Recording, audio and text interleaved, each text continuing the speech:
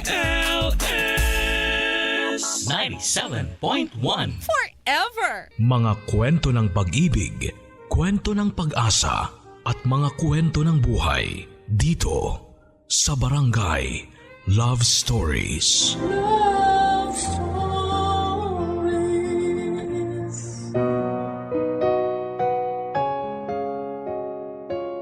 Hindi madaling bitawan ng isang taong pinapangarap mong makasama habang buhay. Yung taong gusto mong makasama sa hirap man o ginhawa. Pero paano nga ba kung isang araw ang taong yon ay bigla na lang mawala? Paano kung isang araw ay wala na ang katuparan ng kahilingan mong makasama siya habang buhay? Paano kung isang araw sa iba na siya magsisimula ng buhay niya? Makakayanan mo bang makita siyang masaya at kontento na sa piling ng iba? Paano ka magsisimula kung ang taong akala mo ay makakasama mo sa dulo ay wala na? Ang kwentong ibabahagi ko sa inyo ay kwento ng isang babaeng minsan ay nawalan. Ang babaeng minsan ay nasaktan. Ang babaeng natutong bumangon, ang babaeng nakamove on. Kilalanin natin siya sa mga kwento ng pag-ibig, buhay at pag-asa. Sa nangungunang Barangay Love Stories Number 1. Dear Papa Dudut, ang sabi nila kapag mahal mo ay ipaglaban mo. Huwag mong pakawalan hanggat kaya mo. Pero paano nga kung kaya ko pa pero siya ay ayaw na? Ako nga pala si Dayan, 35 years old, isang babaeng nagmahal, naloko at nasaktan. May kinalaman dito ang naging karelasyon ko at ka-live-in ko for 8 years na si Jeffrey. Natapos ang inakala kong forever, mahigit 5 taon na ang nakakaraan. Pinakamasakit na chapter yon ng buhay ko, Papa Dudut. Dahil in-expect ko siya ang makakasama ko na habang buhay pero hindi pa pala. Inakala kong hanggang dulo kami ay magkasama pero bumitaw siya at kumapit na sa iba. Napakaganda naman ang relasyon namin kaya hindi ko naisip na isang araw ay mauuwi lang sa wala ang ilang taong pinagsamahan namin. Nakaramdam ako ng kakaiba kay Jeffrey after ng team building sa trabaho niya sa isang beach sa Batangas. Nagstay sila ng mga katrabaho niya roon ng 3 araw. Hindi naman po ako nag-isip ng masama kahit marami siyang kasamang babae noon dahil malaki ang tiwala ko sa kanya. Yun nga lang, pagbalik niya ay naramdaman kong may mali na talaga. Naging cold at distant siya sa akin. Sinubukan ko siyang kausapin tungkol doon pero siya pa ang nagalit. Kaya hindi na ulit ako nagtanong dahil ayaw ko siyang magalit. Hindi ko naisip na nagloloko na pala siya noon. May mga gabi noon na hindi siya umuwi at hindi niya sinasabi sa akin kung saan siya nagpupunta. Madalas din niyang itago ang cellphone niya sa akin. Hindi niya yon ginagawa dati dahil hindi ko naman pinapakialaman na ng cellphone niya. Doon ako nagduda. Naramdaman kong may mali na at pakiramdam ko noon ay nagloloko na nga siya. Nahirapan ako sa mga nangyari sa relasyon namin kaya nag-imbestiga muna ako bago siya kinausap. Doon ko napatunayan na tama ang lahat ng hinala ko sa kanya.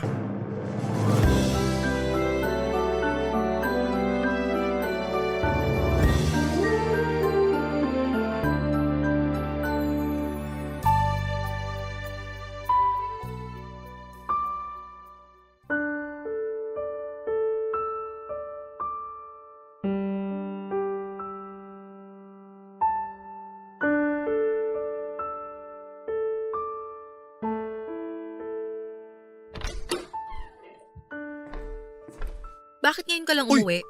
Nakakagulat ka naman. Ilang araw ka nang hindi umuwi ah. Hindi ka man lang nagsabi kung nasaan ka o kung sinong kasama mo. Kailangan ba i-report ko sa iyo lahat ng ginagawa ko? Oo, kasi karelasyon mo ko at magkasama tayo sa bahay. Normal lang naman siguro na mag-alala ko kapag wala kang paramdam, di ba? Napakakalingi mo naman. Paminsan-minsan na nga lang ako lumabas. Paminsan-minsan ka lang kung umuwi. Alam mo, kung mag-aaway lang Hindi ka tayo. naman ganyan dati. Hanggat maaari ayaw mong lumabas ng bahay. Tapos ngayon… Masama na bang magbago ng gusto? Paano kung nabuburyong na ako rito sa bahay? Wala akong problema kung lalabas ka. Ang sa akin lang, magsabi ka naman sana para hindi ako nag-aalala. Nag-aalala ka ba? O nagdududa ka na naman? Nag-aalala ako sa nangyayari sa relasyon natin. Kaya ngayon nagdududa ako na baka may ginagawa ka ng hindi maganda. Baka ikaw. Palibhasa, ikaw ang unang nakaisip. Jeffrey, alam ko na. Alam ang alin? Alam ko na ang tungkol sa babae mo. Ano na naman ba yan? Naghahanap ka talaga ng away, Dayan? Nakita ka ng katrabaho ko. May kasama kang babae. Kasamang nag-aabang ng taxi. Kasama lang na nag-aabang ng taxi, pinag-isipan mo agad ng masama? Nag-aabang kayo ng taxi after nyong lumabas ng motel. Nag-iimbento ka na naman eh. Sana nga eh. Sana nga gawa-gawa ko lang ang lahat. Tapos tatramahan mo ako ngayon. Jeffrey, aminin mo na lang. Anong aaminin ko? Eh wala naman akong ginagawa. Nahuli ka na. Bakit hindi mo na lang harapin tong ginawa mo? Bakit hindi ka na lang mag-sorry? Dapat nga ikaw mag-sorry eh. Kasi pinagbibintangan mo ako. Nabasa kong usapan niyo ng babae mo. Wala akong babae. Please naman, Jeffrey. Hawak ko lahat ng screenshots ng usapan niyo ni Gina. Ha? Gina? Hindi ka pa rin talaga aamin? Alam mo, mas maganda siguro kung umalis na lang ako. Kesa yung pinagbibintangan mo ako.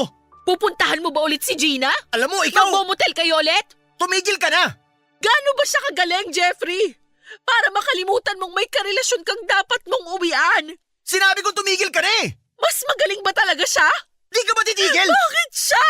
Kasi mahal ko na siya! Oo, Dayan. Mahal ko na si Gina! Hindi. Init lang ng katawan yan. Alam kong hindi mo siya mahal. Sinasabi ko na sa'yo ang totoo. Lilipas din yan. Alam ko, ako pa rin ang mahal mo. Dayan naman! Humingi ka na lang ng sorry sa akin. Kakalimutan ko lahat to. Sorry. Okay. Napatawad na kita. Magsimula ulit tayo. I'm sorry, Dayan.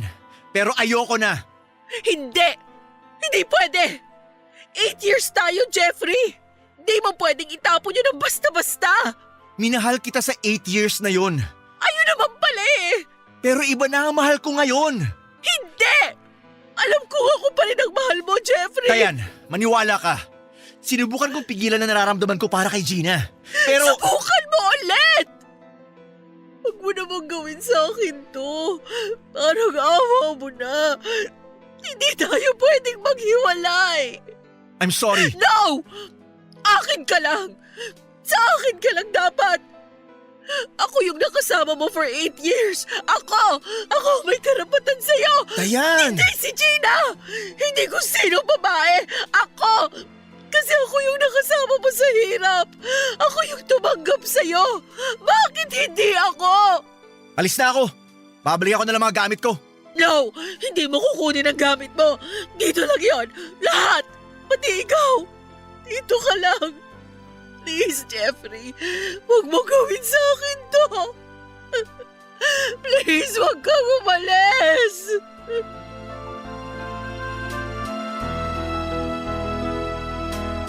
Yung 8 taon naming tinapon lang ni Jeffrey dahil sa katrabaho niyang si Gina. Ilang beses ako nagmakaawa sa kanya na huwag niya akong iwan.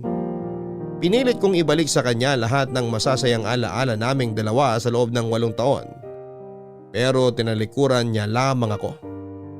Lumabas siya ng pintuan namin at wala na akong nagawa kundi ang umiyak na lamang.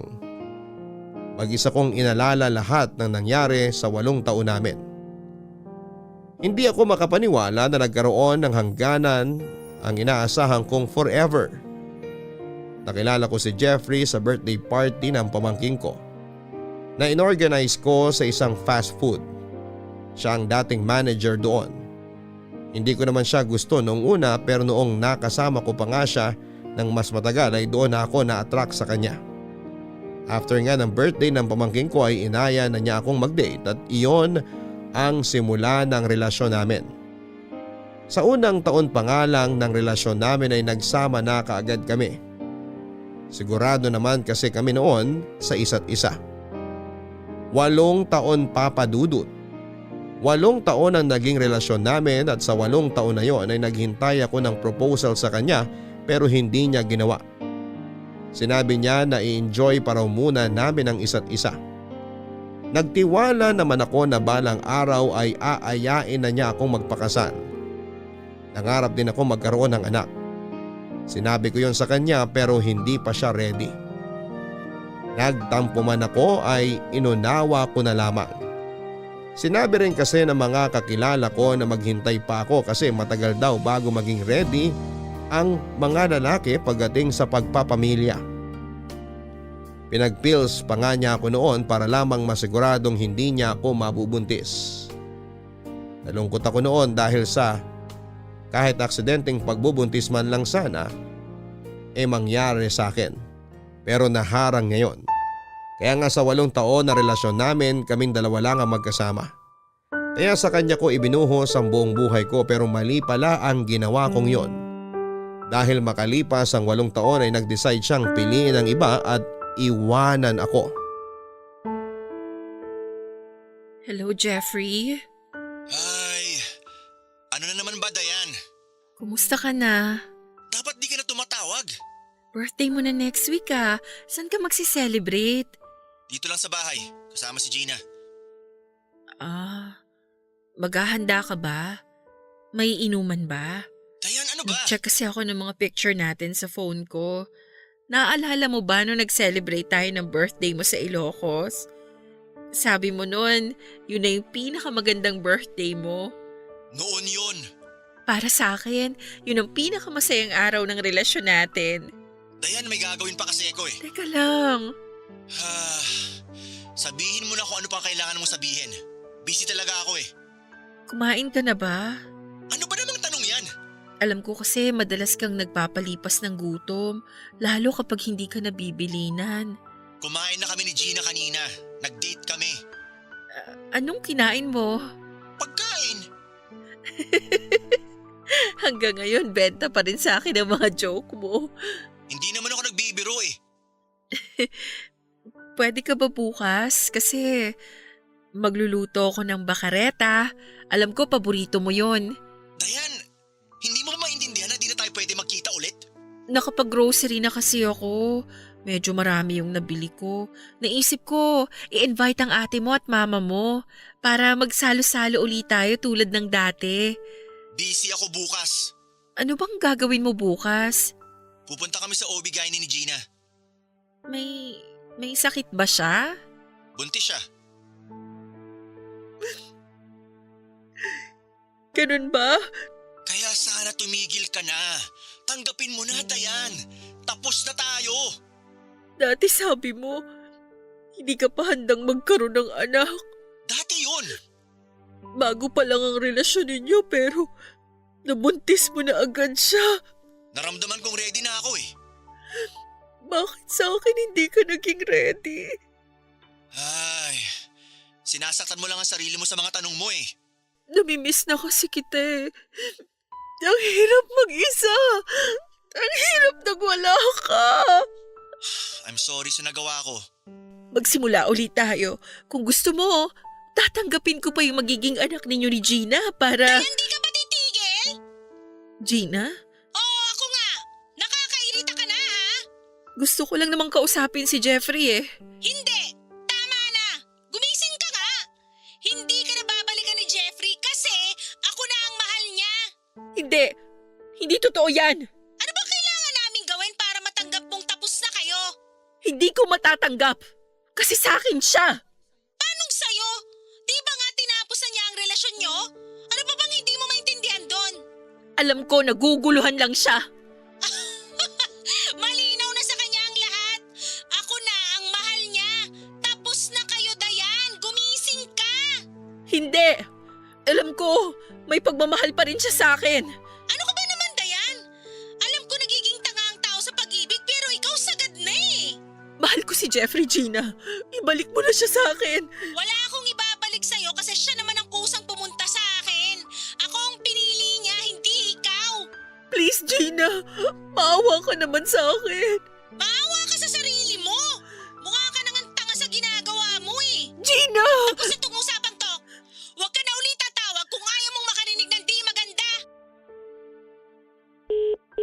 Gina? Gina!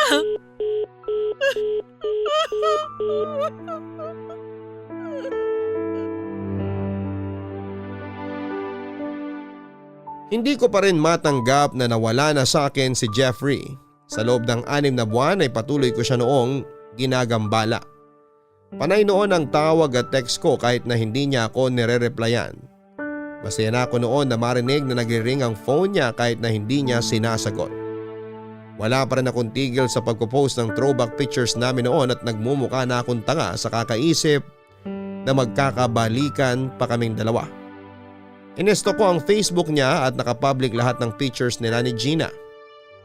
Hindi ko na dapat yon titignan pero hindi ko mapigilan ang sarili ko noon kahit sobrang miss ko na si Jeffrey. Kaya kahit masakit noon na makita silang naglalambingan sa mga pictures nila ay tiniis ko. Nalungkot ako kasi ni minsan ay hindi ako pinost ni Jeffrey. Sinabi niya sa akin na gusto niya ay private lang ang relasyon namin para walang makialam. Kapag may mga tinatag ako sa kanya sa Facebook dati ay hindi niya ina-approve sa timeline niya o kaya ay tinatanggal niya ang pagkakatag sa kanya. Naisip ko dati na hindi ba siya proud sa akin at doon ko na-realize na baka mas minahal niya talaga si Gina kesa sa akin.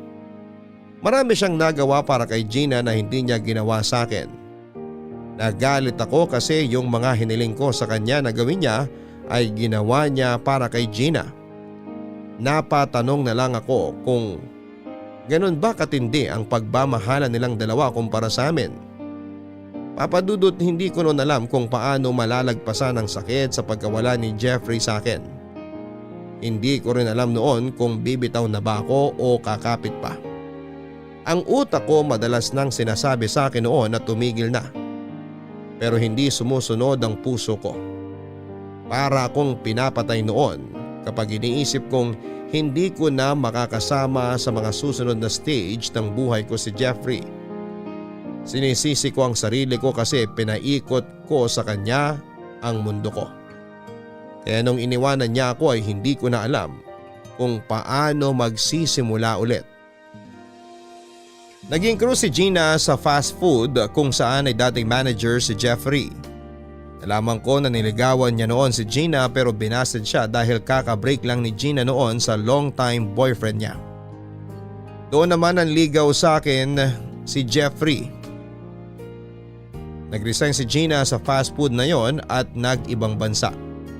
Makalipas ang ilang taon ay bumalik siya ng Pilipinas at wala siyang naipon kasi na-invest niya sa isang pyramid scheme.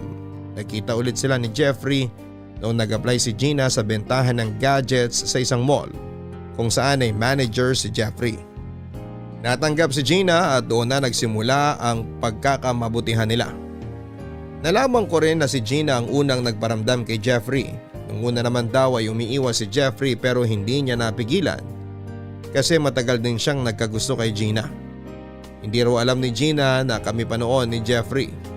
Nung na-inlove na raw si Gina sa kanya ay saka umamin si Jeffrey na ka-live-in na niya ako noon. Kahit ganoon ang nalaman ni Gina ay hindi pa rin siya umiwas kay Jeffrey. Pinagpatuloy nila ang relasyon nila ng palihim. Pero sabi nga nila ay walang sikretong hindi nabubunyag. May mga katrabaho sila na nakakita sa kanilang dalawa na nag-check-in sa mga motel. Naging laman sila ng chismis sa kanilang trabaho. Nagkahiwalay sila pansamantala dahil winarningan na sila ng pamunuan ng opisina nila. Pero siguro talagang na-fall na sila sa isa't isa. Sinakripisyo ni Gina ang trabaho niya at nag-resign siya para matuloy lamang ang relasyon nila. Habang si Jeffrey naman ay ginawa ang lahat maitago lang sa akin ang namamagitan sa kanila ni Gina. Ang hindi niya alam ay matagal ko nang iniimbestigahan ang tungkol sa kanilang dalawa ni Gina. At nung sinabi ko na yon sa kanya, imbis na humingi ng second chance sa akin, ay mas pinili niyang bitawan ako. Kahit nagmamakaawa na ako sa kanya.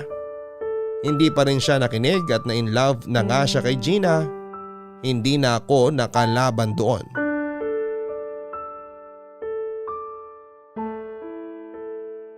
Hello, sino to? Hello, nandyan ba si Jeffrey? Dayan, ano na Gusto ko lang sanang kausapin si Jeffrey kung ayos lang. Hindi ayos. Importante lang kasi. Sabihin mo na lang sa akin. Ako na magsasabi sa kanya. Sa kanya ko lang kasi dapat sabihin. Hindi pwede. Sa akin mo sabihin. Baka naman pwedeng ipasa mo sa kanya yung cellphone niya. Kailangan ko lang talaga siyang makausap. Hindi nga pwede. Ang kulit mo. Busy ba siya? Wala siyang ginagawa. Yun naman pala eh. Hindi naman siguro nakakaistorbo sa kanya. Kaya please, iabot mo na lang yung cellphone para naman makapag-usap na kami. Naririnig mo ba ang sarili mo, Dayan? Nakikiusap ako sa'yo. Importante lang itong sasabihin ko sa kanya. Importante? Sasabihin mo na naman ba na bumalik na siya sa'yo? Sasabihin mo na naman na namimiss mo na siya? Pipilitin mo na naman ba siyang makipag-ano sa'yo, ha? Hindi. Hindi ko ipapasa sa kanya tong cellphone hanggat hindi mo sinasabi sa akin kung anong kailangan mo sa kanya ngayon. May mga dumating kasing in-order niya online eh. Naisip ko, iabot sa kanya. Magsisinungaling ka na naman? Hindi ako nagsisinungaling. Lahat ng in-order niya online naka-address na dito sa bahay namin. May mga iba kasing na-late ang dating. Mga in-order niya nung kami pa. Ay, wow talaga? Halos isang taon bago dumating yung mga in-order niya? Grabe naman, Dayan. Kung magsisinungaling ka, galingan mo naman. Bakit ba pinagdadamot mo si Jeffrey sa akin ha? At bakit hindi? Wala na kayo. Malamang aangkinin ko na siya. Una siyang naging akin. Naging. Ibig sabihin, tapos na. Kami na ngayon, yun ang mahalaga. Inagaw mo lang siya sa akin. Di ko siya maaagaw kung di siya nagpaagaw. Ako ang pinili niya. Ang lakas talaga ng loob mo, Gina. Kabit ka lang. Dati yon. Girlfriend na niya ako ngayon. Naging kabit ka pa rin. Yan ba ilalaban mo? O sige, paano ako naging kabit hindi naman kayo kasal? Nakipag-live-in lang siya sa'yo. Huwag kang masyadong malakas ang loob dyan. Para na kaming mag-asawa noon, 8 taon kami. Lagi mo nalang pinaglalaban yung 8 taon nyo. Tapos na yan. Dahil sa'yo. Kaya nga, di ko naman tinatanggi, no? Para kang nauubusan ng lalaki. Ang dami namang iba dyan. Bakit si Jeffrey pa? Ano pang magagawa ko? Di ko na-control feelings ko. Na-in-love ako eh. Saka sa akin naman siya unang nagkagusto ha. Hindi sa'yo. Rebound ka lang nun. Magpasalamat ka nga sa akin dahil kung di ko siya binasted nun, di mo siya matitikman for 8 years. Sana hinayaan mo na lang siya na maging masaya sa akin. Naghanap ka na lang sana ng iba. Siya ang nagsabi na di na siya masaya sa'yo. At naniwala ka naman. Naniwala ako kasi tingnan mo ngayon. Ako ang kasama niya. Kung masaya siya sa'yo, bakit nandito siya at hindi siya sa tabi mo? Kasi pinipigilan mo siyang bumalik sa akin. Pinipigilan? Patawa ka ha? Ilang beses ko na siyang pinabalik sa'yo kung alam mo lang. Siya nagsabi sa akin na di ka na niya mahal. Hindi totoo yan. Gawa-gawa mo lang yan para saktan ako. Ikaw lang ang gumagawa ng dahilan para masaktan ka. Pag-move on ka na. Hindi pa huli ang lahat sa amin ni Jeffrey. Alam kong matatauhan din siya. Girl, ikaw na sana ang matauhan. Tapos na kayo. Huwag kang tanga. Mababawi ko rin siya sa'yo. Marirealize niya rin na ako ang totoong mahal niya. Huwag mo na nga sana mangyayari pa yan, Dayan. Magkakaanak na kaming dalawa. Pwede pa kayong maghiwalay. Ikakasal na rin kami.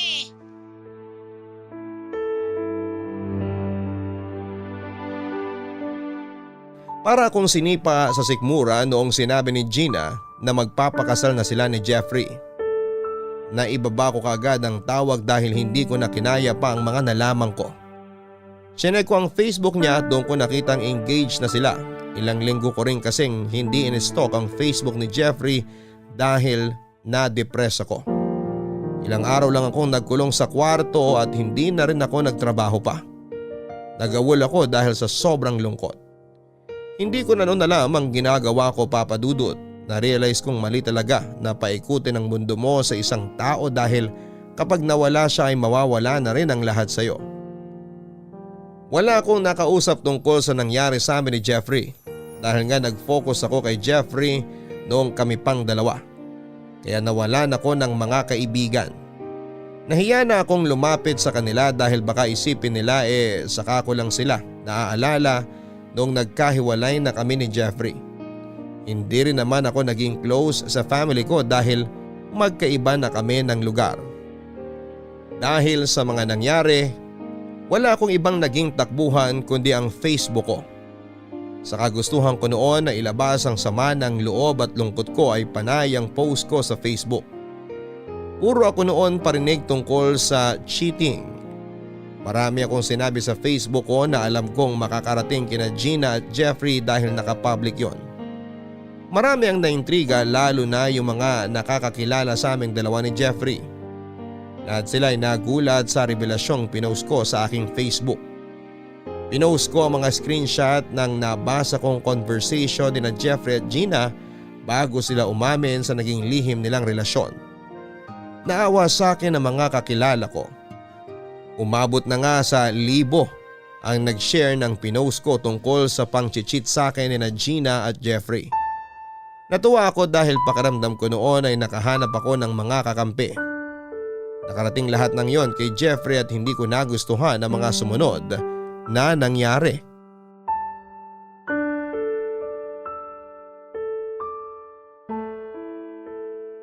Hello, Jeffrey? Napatawag ka. Akala ko hindi ko na ulit maririnig ang boses mo eh. Mag-usap tayo. Sure, saan mo gusto? Pwede ka bang pumunta rito sa bahay? Hindi ako pupunta dyan. Mag-usap tayo dito sa telepono. Sige, wala namang problema. Kumusta ka na? Namiss kita. Pwede bang i-delete mo na yung pinost mo tungkol sa amin ni Gina? Ha? Grabe ang ginawa mo eh. Pinahiya mo kaming dalawa. Hindi ko naman intensyong ipahiya kayo. So ano? Trip mo lang ganon? Nalulungkot lang kasi ako. Eh di umiyak ka. Hindi yung naninira ka ng buhay ng iba. Wala lang naman kasi ako mapagsabihan ng sama ng loob ko. May pamilya ka. May mga kaibigan, katrabaho. Bakit di mo na lang sinabi sa kanila? Kesa siniraan mo kami sa Facebook. Nahihiya kasi ako lumapit sa kanila. Pero di ka nahiyang ipangalandakan yung issue mo sa amin sa Facebook. I'm sorry. Wala na magagawa yung sorry mo. Sirang-sira na kami sa lahat ng tao. Di ko naman alam na ganito yung mangyayari eh. Sana inisip mo man lang kung ano magiging epekto nito sa amin. Ang daming nang babash sa amin ngayon. Kaliot kanan yung mga tao nakikialam sa buhay namin. Marami ang nagsasabi na mamatay na lang kaming dalawa ni Gina. May mga humalungkat na lumang pictures ni Gina. Pinuli siya sa itsura niya dati. Hindi mo ba naisip kung gaano yun kahirap sa amin ngayon? Galit na galit sa amin ang lahat ng tao, Dayan. Dahil sa ginawa mo. I-delete ko na yung pinost ko. Kahit i-delete mo pa, wala na rin. Nakatatak na yun sa mga tao. Ginawa na nga kaming meme eh. Grabe ka! Hindi ko talaga alam na ganito yung mangyayari. Alam mo kung paano makasira ng buhay ang Facebook? Isang post mo lang. Kaya mo nang sumira ng buhay ng isang tao. Sinira mo ang buhay namin ni Gina! Kung makapagsalita ka, parang hindi mo sinira ang buhay ko ah. Humingi na ako ng sorry sa nagawa ko ah. At nag-sorry na rin ako sa'yo. Hindi madaling patawarin ang ginawa mo. Dahil sa'yo, na-depress si Gina. Dahil sa'yo, munti ka na siyang makunan. At ako, paano naman yung kalagayan ko? Naisip mo bang dahil sa ginawa nyo na-depress ako? Nawalan ako ng ganang mabuhay? Ilang beses na akong nag-attempt na magpakamatay dahil sa sobrang lungkot. Hindi mo ba naisip yon? Labas na ako dyan. Kung anong ginawa mo sa sarili mo after ng hiwalayan natin, wala na akong kinalaman dun. Grabe ka! Grabe! Wala ka man lang pakialam sa mga nangyari sa akin? Kasalanan mo kung bakit ako nagkaganito. Ikaw ang sumisira ng buhay mo, hindi ako. Kung tinanggap mo na lang sana na tapos na tayo, di na tayo aabot sa ganito. Hindi madaling tanggapin kasi mahal pa rin kita. Hindi na kita mahal. Ayoko na sa'yo. Ano bang di mo maintindihan dun? Hindi ko maintindihan kung paano mo itinapon ang lahat ng meron tayo dahil sa Gina na yan. Kasi siya ang mahal ko! Pero minahal mo rin ako. Wala na akong pagmamahal sa'yo. Kahit nga respeto, wala na rin eh. Dahil sa mga ginawa mo. Jeffrey! Kapag may nangyari kay Gina at sa magiging anak namin, hindi ko alam kung anong pwede kong magawa sa'yo. Mag-usap tayo, Jeffrey, please.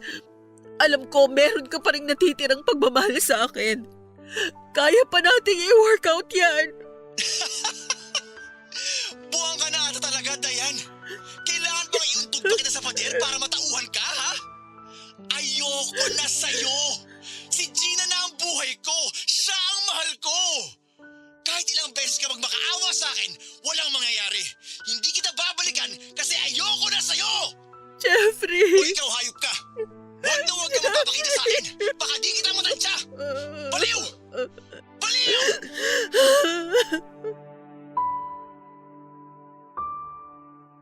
Tinapos ni Jeffrey ang tawag pero kinonta ko siyang muli. Gusto ko pa sana siya noong kausapin at nagsorry ako sa kanya para hindi na siya magalit pa, pero pinagmumuran niya lamang ako. Sobra na ang galit na naramdaman niya sa akin, kaya lahat ng masasakit na salita ay binitawan na niya. Hanggang sa dulo ay sinubukan ko makipagbalikan sa kanya at nakiusap ako na huhupa rin naman yung galit niya at makakapag-usap na rin kami ng maayos. Pero hindi po yon nangyari. Nakonsensya ako sa nagawa ko at dinilit ko ang post ko tungkol sa kanila ni Gina sa pag-asa na mapatawad nila ako. Naisip ko pa na kapag ginawa ko yon ay hindi na magagalit sa akin si Jeffrey. Naisip ko na baka kausapin na niya ako ulit. Inintay ko ang tawag niya o kahit text man lang at umaasa ako noon na makakatanggap ako ng sorry sa lahat ng mga masasakit na sinabi niya. Pero wala akong natanggap kahit isa. Makalipas ang ilang araw after noong pag-uusap namin ni Jeffrey ay chinek kong muli ang Facebook nila ni Gina. Doon ko nakita na nag-post sila tungkol sa akin. Ilabanan nila ang pinost ko tungkol sa kanila at pinost nila yung mga messages ko kay Jeffrey. Yung mga pagmamakaawa ko sa kanya para magkabalikan kami. Pinost nila lahat yon at pinahiya din nila ako sa Facebook. Marami rin ang kumampi sa kanila at sinabing baliw at obsessed daw ako kay Jeffrey. Binuli ako ni Gina at Jeffrey at natuwa sila dahil may mga taong nakaintindi sa sitwasyon nila. Kahit mismong pamilya ni Jeffrey na inakala kong magiging kakampi ko ay tinalikuran na rin ako. Sinabi nila lahat ng issues nila sa akin at pinagmukha nila akong tanga na habol ng habol kay Jeffrey. May mga nag-message na rin sa akin na pinagbantaan ang buhay ko. Wala na akong naging kakampi noon. Doon ko na talaga naramdaman na kailangan ko nang bumitaw kay Jeffrey. Nag-deactivate ako ng Facebook at sinubukang ibalik sa dati ang nasira kong buhay. After ilang years ay nakapag-move on na rin ako kay Jeffrey Papadudut. Nakipag-date na rin ako pero hindi nag-workout lahat. Naramdaman ko kasi na may trust issues pa rin ako. Na-trauma ako sa nangyari sa amin ni Jeffrey kaya hindi ko magawang makipagrelasyon ulit. Natakot ako na baka maulit lamang ang nangyari. Baka hindi ko na yon kayanin pa kung sakali. Hindi ko na mahal si Jeffrey pero aminado akong hindi pa ako fully healed sa mga nangyari. Maaring natanggap ko lang na tapos na kami kaya naka-move on ako. Pero kung usapang handa na ba akong magtiwala muli ay hindi ko pa yon kaya noon. Pinagpatuloy ko lang ang buhay ko noon. Walang ibang inaasahan at nakontento sa kung anuman ang meron ako. Siguro nga kapag hindi mo inaasahan ay saka may dumarating sa'yo. Wala namang dumating na bagong pag-ibig sa akin pero may dumating na isang balita na nagpabago ng buhay ko. Nasa trabaho ako noon nang tawagan ako ni Abby, dating katrabaho at kaklase ni Jeffrey. At minsan ay nakilala ko sa isang okasyon. Nagulat ako dahil naalala pa niya ako. Sinabi niyang may kailangan siyang sabihin sa akin. Hanggat maaari noon Papadudot ay ayokong makita o makasalubong man lang ang mga taong involved sa buhay ni Jeffrey. Iniwasan ko na silang lahat mula noong nag-decide akong i-let go na siya. Pero nilapitan ako ni Abby sa hindi ko malamang dahilan. Nagdahilan ako at sinabing busy ako at sinabi ko nga sa kanya na i-text na lang niya kung ano man ang sasabihin niya. Pero sinagot niya at sinabing napaka-importante ng sasabihin niya sa akin. Sinabi ko na lahat ng dahilan na pwede pero hindi niya ako tinigilan hanggat hindi ako pumayag na makipagkita sa kanya. Nakulitan ako at sinabing isang beses ko lang siyang pwedeng kausapin dahil marami akong ganap sa buhay ko at umuo naman siya.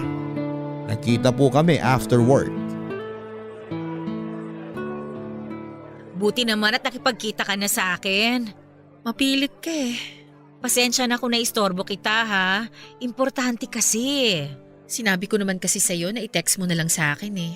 Ay naku, mahirap sa text. Sana in-email mo na lang.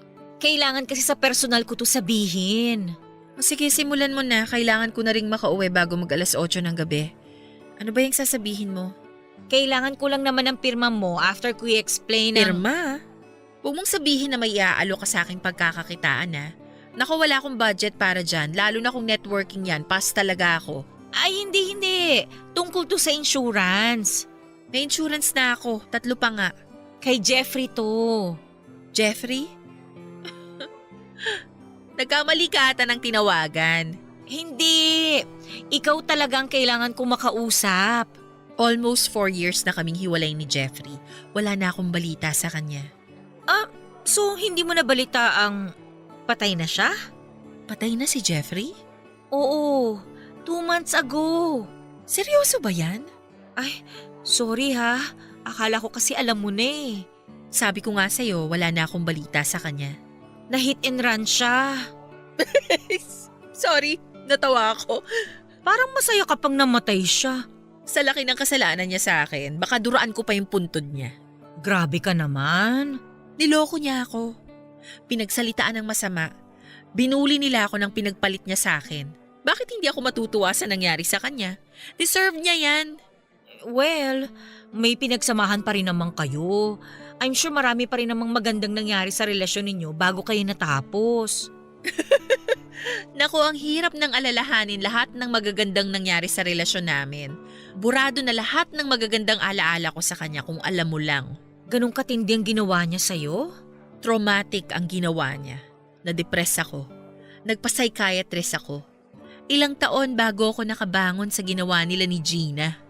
Si Gina ba ang... Oo, siya ang ipinalit niya sa akin. Ewan ko kung kinasal sila. Wala na akong pakialam doon. Sorry ha. Hindi ko kasi alam kung ano nangyari sa inyo eh. Akala ko nga kayo pa rin eh. Hindi mo ba nakita sa Facebook niya na ibang babae na ang pinopost niya? Wala kasi akong Facebook. Kung kailangan naming mag-usap through email lang lahat talaga. Tsaka puro reminder lang sa payment niya. Teka, ikaw yung agent niya sa insurance, 'di ba? Oo, ako nga. Naaalala ko na. So anong meron? Bakit kailangan mo akong kausapin? Kasi ikaw ang sole beneficiary ni Jeffrey. Ha? Oo, mukhang hindi niya na-update ang beneficiary niya eh. Ang labo Sinubukang i-process ng kapatid niya yung insurance niya a week after ng libing ni Jeffrey. Pero hindi nila makuha dahil ikaw nga lang yung nakalista bilang beneficiary niya. Ganun katanga si Jeffrey para hindi ayusin yung insurance niya? Baka nakalimutan lang talaga na ikaw yung inilagay niya. Ay, tanga nga! So kailangan mo i-process to para makuha mo na. Magkano ba yan? 2 million pesos. 2 million? Isipin mo na lang, kabayaran niya to sa lahat ng ginawa niyang mali sa'yo. Nagulat talaga ako sa mga nalaman ko kay Abby. Nagpatulong ako sa kanya kung paano iproseso ang insurance ni Jeffrey para makuha ko na ang pera. Marami ako naisip na pwede kong bilhin sa pera. Natawa na lamang ako dahil nagkapera ako ng hindi oras dahil sa pagiging pabaya niya. Naisip ko ring tama si Abby para yung kabayaran sa lahat ng ginawa niyang mali sa akin. Naalala ko nga noong nag-start siyang maghulog noon. Sinabi niya sa akin na pangsimula ko raw yon kapag nawala siya. Sinabi niya na baka siya ang maunang mawala. Nangyari nga naman dahil doon ay inayos ko na rin ang insurance ko. Hindi ko rin siya natanggal sa listahan ng beneficiaries ko. Nagpasalamat na lamang ako na siya yung naunang namatay dahil ayokong mapunta sa kanya lahat ng pinaghirapan kong bayaran ng ilang taon. Makalipas ang ilang buwan ay natanggap ko na ang pera mula sa insurance ni Jeffrey. Hindi ko pa yon ginalaw dahil nagpaplano pa ako kung saan ko yon magandang gamitin na mapapakinabangan ko. Makalipas ang 2 linggo after kong makuha ang pera ay tinawagan ako ng kapatid ni Jeffrey. Kinumusta niya ako at alam ko noon kung ano ang habol niya pero kunwari wala akong alam. Marami pa siyang sinabi sa akin bago niya isinegway sa insurance money ni Jeffrey. Gusto raw ng pamilya nila na kunin yon sa akin dahil deserve daw nila. Natawa na lamang ako. Sinabi ko na hindi ko kasalanan kung hindi ako tinanggal ni Jeffrey bilang beneficiary niya. Nagmakaawa ang kapatid niya at sinabing kahit kalahati lang daw ang ibigay ko. Hindi ko pa rin sinunod ang gusto nila at wala silang nabanggit tungkol kay Gina. Hinintay ko lang na i-bring up niya si Gina sa usapan para malaman ko kung hanggang sa huling hininga ni Jeffrey ay sila pa rin. Pero wala. Nung napansin ng kapatid ni Jeffrey na wala siyang makukuha sa akin ay malulutong na mura ang tinanggap ko mula sa kanya. Tinawanan ko lamang siya dahil alam kong napuno na siya. Naalala ko lang kasi bigla yung mga masasakit na sinabi niya sa akin noong binubuli ako ni na Jeffrey at Gina sa Facebook. Hindi ko yon kinalimutan. Kaya masaya ako na nilapitan niya ako para hingin ang pera ni Jeffrey sa akin. Naiparamdam ko kahit papaano na may karma para sa kanila.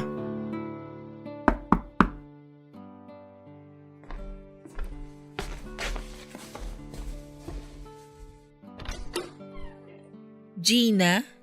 Hi, Dayan. Kamusta? Masaya. Ikaw? Mukhang nagluluksa ka. Alam ko na balitaan mo na yung nangyari kay Jeffrey. Oo, good for him. Grabe ka naman. Sa dami ng ginawa niya sa akin, pasalamat ka pa nga, yan lang ang sinabi ko. Baka naman pwede mo na siyang patawarin. Matagal na rin naman yun. Patawarin mo na kami. Bakit ako magpapatawad? Kasi nga, matagal na yun. Di rin maganda na may galit ka sa puso mo hanggang ngayon. Lalo sa taong nananahimik na. Kung nasan man si Jeffrey ngayon, sana hindi siya matahimik. Dayan naman. At sana, pati ikaw, hindi rin matahimik. Hihingi ako ng tawad sa mga nagawa ko at nagawa ng asawa ko sa'yo. Kinasal pala kayo. Oo, 2 na rin ang anak namin. Magkasunod lang ako nabuntis. Ang hilig Kaya nga ako lumapit sa'yo eh. Parang alam ko na kung bakit. Alam kong alam mo nga. Kung tungkol yan sa insurance money na iniwan ni Jeffrey. Please, Dayan. Sana mabigay mo yun sa akin. Sa amin ang mga anak ko. At bakit? Kasi kami naman yung dapat mapagbigyan nun eh. Kasal kami. May mga anak kami ni Jeffrey na kailangan kong buhayin. Ang bait mo bigla sa akin Dati halos ihampas mo ko sa sahig. Nagmamature rin naman ang tao.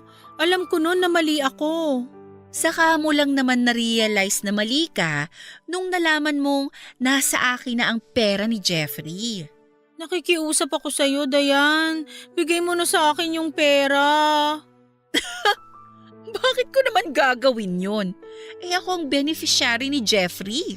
Matagal na kayong tapos. Hindi lang naalala ni Jeffrey na ayusin yung insurance niya. Nagkamali siya. Kung naalala niya yun dati, malamang tinanggal ka niya. Pwes di ko nakasalanan yun. Maawa ka naman sa mga anak namin. Huwag mong gamitin ang mga anak mo para ibigay ko sa'yo yung pera. Kailangan ng mga anak ko yung pera na yun. Wala akong trabaho, sakitin pa yung bunso ko. Wala na si Jeffrey, wala nang susuporta sa pangangailangan namin. Malaking tulong yung iniwan niyang pera sa'yo para makapagsimula kami uli. Malaking tulong rin sa akin yung iniwan niyang pera para makapagsimula ulit ako ng buhay ko. Sa tingin mo ba kayo lang ang may kailangan? Mas kailangan namin yan, Dayan. Ikaw may trabaho, kaya mong suportahan ang sarili mo. O edi magtrabaho ka rin? Parang kasalanan ko na may trabaho ako Wala kang anak na kailangang buhayin. Ako meron. Bakit ako ba nag-decide na gumawa kayo ng anak ni Jeffrey? Kukonsensyahin mo ako sa isang bagay na kayo naman ang may gusto? Dayan, please. Desperado na ako. Parang awa mo na. Nahihirapan na ako. Kayo ba naawa sa akin nung pinahirapan niyo ang buhay ko? Ano bang kailangan kong gawin? Gusto mo ba magmakaawa ako? Lumuhod? Sabihin mo lang. Gagawin ko. Ibigay mo lang sa akin yung pera. Grabe nagagawa sa'yo ng pera. Kung may anak ka, maiintindihan mo ko. O kaso wala. Tinanggalan niyo ako ni Jeffrey ng tsansa na magkaroon ng anak. Please, Dayan. Alam ko di na mababalik ang dati pero... Malis ka na? Naantok na ako Bye!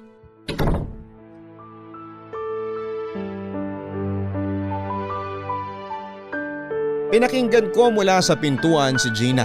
Alam ko na hindi pa siya umalis noon. Napasandal na lamang ako sa pintuan at nanghina ako sa usapan naming dalawa.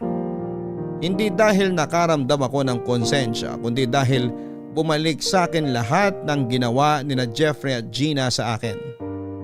Hindi ko na hinintay na umalis si Gina sa labas ng bahay ko.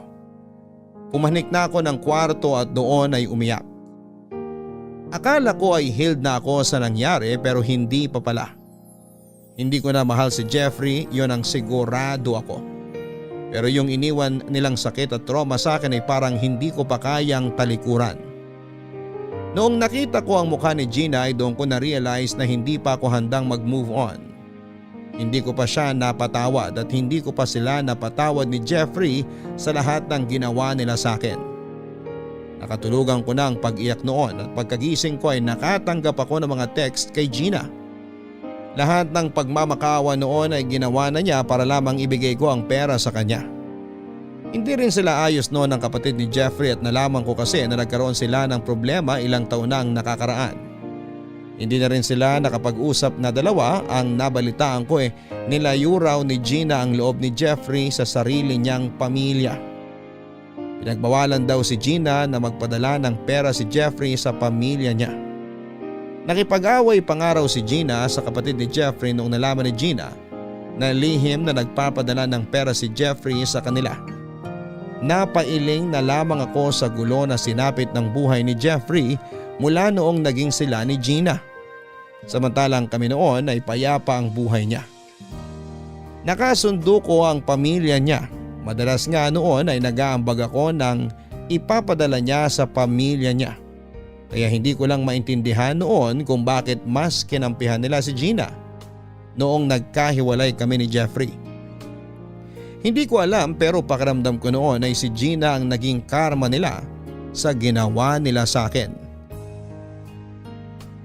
Hindi ko pa ginalaw ang perang naiwan sa akin ni Jeffrey, Papa Dudut. Marami ang nagsabi sa akin na i-invest ko raw sa properties pero hindi ko po yun ginawa. Nakatenga lamang yon noon sa bangko at may sarili naman akong ipon kaya hindi ko kailangang galawin noon ang perang yon. Mula nung nakuha ko ang perang yon ay na-stress lang ako sa buhay ko. Paano ba naman kasi hindi na ako tinantana noon ni Gina at talagang gusto niya noon na makuha ang pera. Nakipag-negotiate pa nga siya sa akin na kahit kalahati lang daw yung makuha niya. Sinaraan pa nga niya ang kapatid ni Jeffrey at akala kasi niya noon ay pinapaboran ko ang kapatid ni Jeffrey. Isa pa yon, Papa Dudut. Sandamakmak na mura ang inabot ko sa kapatid ni Jeffrey dahil ayaw ko siyang bigyan ng pera. Natawa na lamang ako sa mga nangyari sa kanilang dalawa dahil lang noon sa pera parang naulol na sila. Kaya nga hindi ko pa ginalaw ang perang yon dahil marami pa akong inaabangang gagawin nila. Nakailang tawag sa akin si Gina at naalala ko tuloy nung mga panahong tinatawagan ko pa si Jeffrey. Nagmukha akong tanga noon. Binaba ko ang sarili ko para lamang makipagbalikan si Jeffrey. Tapos si Gina naman ang gumawa noon sa akin after ilang years. Siya naman nagmukhang tanga kakahabol sa akin para sa pera. Nakiusap siya na makipagkita sa akin. Gusto niya akong kumbinsihin noon na bigyan siya kahit kaunti lamang. Pinagbigyan ko siya, Papa Dudut. May naisip din kasi akong gawin noon kaya pumayag ako. Sinabi ko na magkita kami sa isang kainan na malapit sa motel kung saan ko nalaman na may relasyon na sila noon ni Jeffrey. Hindi naman siya tumanggi at talagang nakita kong porsigido siyang kunin ang perang naiwan sa akin ni Jeffrey. Nagpaka-late pa nga ako na dumating. Pinaghintay ko siya ng ilang oras. Akala ko noon ay susuko na siya pero talagang hinintay niya ako. Buti naman at dumating ka. Ayoko nga sana eh. Ang kulit mo lang kasi. Sorry, nangangailangan lang talaga ako. Alam ko. Balita ako nilapitan ka raw ng kapatid ni Jeffrey. Oo. Hinihingi rin ba niya sa'yo yung perang iniwan ni Jeffrey? Oo. Huwag mo ibigay sa kanya ha. Demonyo yung kapatid ni Jeffrey. Galit ako sa kanya sa ginawa niya sa akin. At ikaw, Santo? Hindi ko naman sinasabing ganon. Parehas lang kayong hinihingi ang insurance money ni Jeffrey.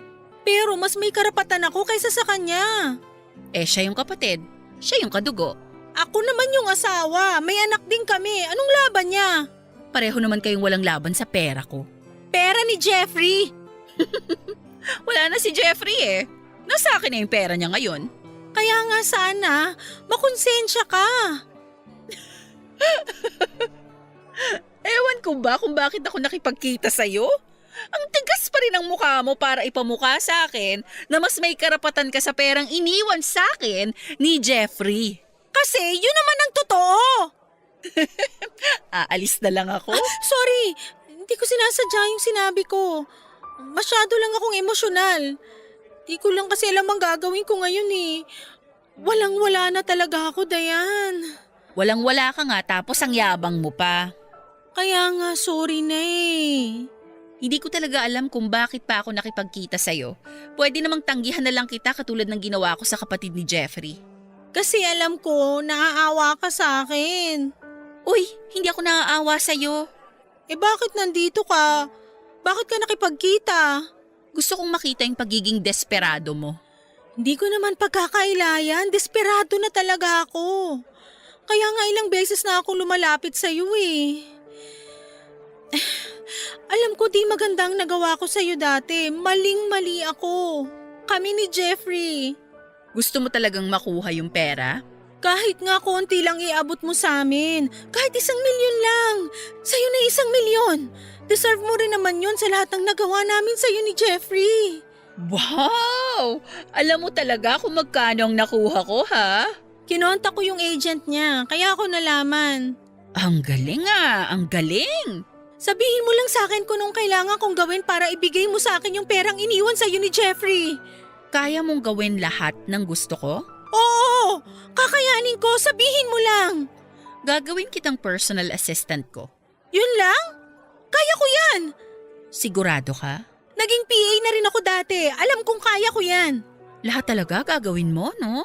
Para sa mga anak ko? Oo. Okay. Mag-start ka bukas na bukas din. Sige. Ihanda mo ang sarili mo. Hindi biro ang gagawin mo.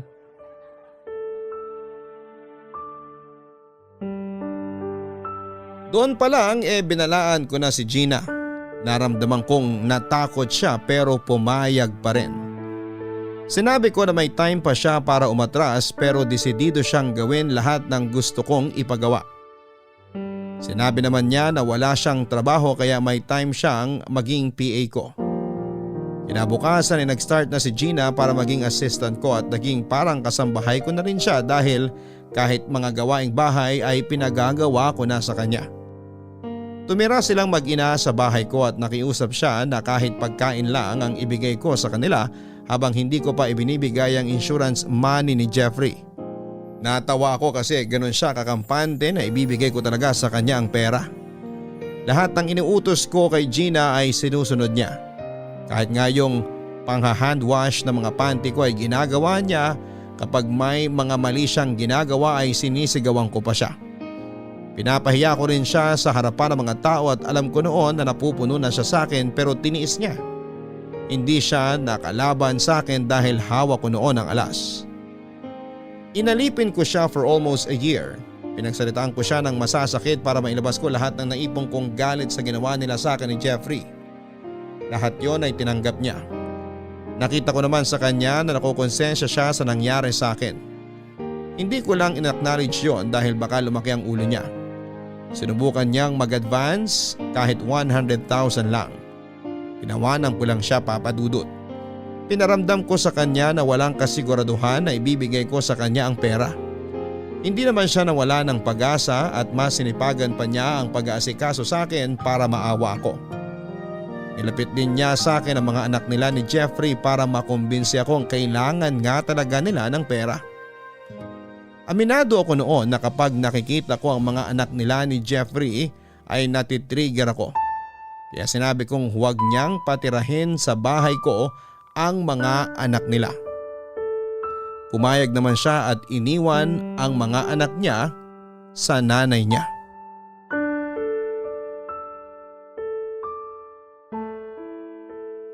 Kinuha na ng nanay ko yung mga anak ko. Good! Baka madamay pa sila sa galit ko sa inyo ni Jeffrey. Naiintindihan kita, pero sana labas na yung mga anak ko sa nagawa namin ni Jeffrey sa'yo. Kaya nga pinaalis ko sila rito, 'di ba? Kasi ayokong madamay sila. Salamat naman kung ganun. Napakamalas nila. Bakit naman? Kasi kayo ang magulang nila. Kawawa talaga sila. Hindi man kami naging mabuti sa'yo, pero alam kong naging mabuting magulang kami sa mga anak namin ni Jeffrey. Alam yun ng Diyos. Kilabutan ka naman. Huwag mong gamitin ang Diyos dito. Gusto ko lang patunayan na nagsasabi ako ng totoo. Wala akong pakialam. Papanik na ako sa kwarto. Iusin mo tong kusina. Ang kalat. Sige, sorry di ko agad naayos kanina. Nagmamadali kasi ko. Ang daming kalat. Ilang beses kong sinabi sa'yo na ayoko ng makalat na bahay. Mula nang dumating ka rito, mas kumalat pa eh. Imbis na makatulong ka sa paglilinis, parang walang nangyayari. Sorry Dayan, aayusin ko to. Yung mga kutsilyo, basta-basta mo nilang nilalapag kung saan-saan. Lilinisin ko. O tignan mo tong kutsilyo na to. Bulag ka ba? Hindi mo ba makitang pinamumugaran na ng langgam? Kadiri! Nakalimutan kong ilagay agad sa lababo eh. Kaya hinayaan mong langgamin dito sa kalan. Sorry uli. Mula nang dumating ka rito, puro na lang langgam sa bahay. Hindi mo kasi agad nililinis lahat ng pagkain kumakalat dito eh. Sorry talaga. Ganyan ka rin ba kadugyot sa bahay mo? Siguro pati mga daga katabi na ng mga anak mo matulog. Hindi naman. Linisan mo to ah. I-edit lang ako. Pagkagising ko mamaya, dapat wala na kahit isang langgam dito sa kusina. Oo. Dayan? Ano na naman? Halos 1 taon na ako nagtatrabaho sa'yo. And so? Hindi pa kasi natin napapag-usapan uli kung kailan ko makukuha yung pera ko. Pera ko yun. Oo, pera mo nga. Pero magiging pera ko na yun, di ba? After ko maging assistant mo. Grabe talaga ang pag-a-assume mo, no? Hindi naman ako nag-a-assume. Yun kasi ang napag-usapan natin, di ba? Minamadali mo ba ako? Hindi naman. Pinapaalala ko lang. Hindi ako ulyanin para ipaalala mo lagi. Ngayon ko lang naman uli nabanggit eh. Parang palaban yung tono mo ah. Hindi naman. Kung pagod ka na sa ginagawa mo, umalis ka na lang. Pero paano yung pera? Eh di wala.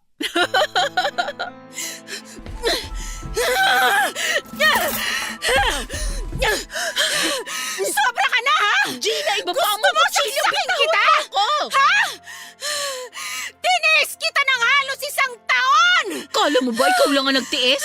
Lumalabang ka pa ha? Gusto mo tara ko sa leg mo tong kutsilyo? Kung gagawin mo yan, paano ang perang hinihingi mo? Sa tingin mo makukuha mo yon? Wala na akong pakialam! Pag pinatay mo ko, paano ang mga anak mo? Tumigil ka! Kapag nakulong ka, paano sila?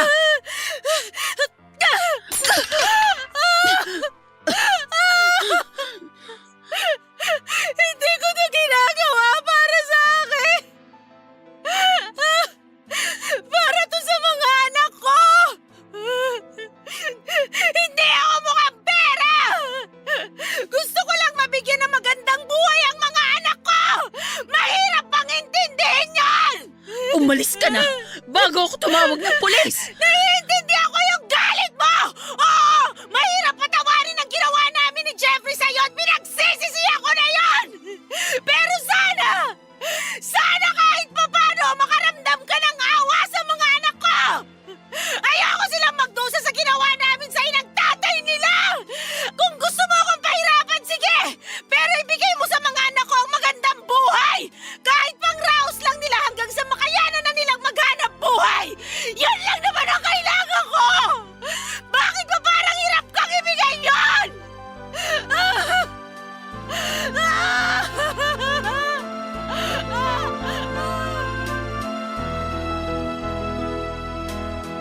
Napahiga na lamang sa kitchen floor si Gina sa sobrang panghihina dahil sa mga nangyari.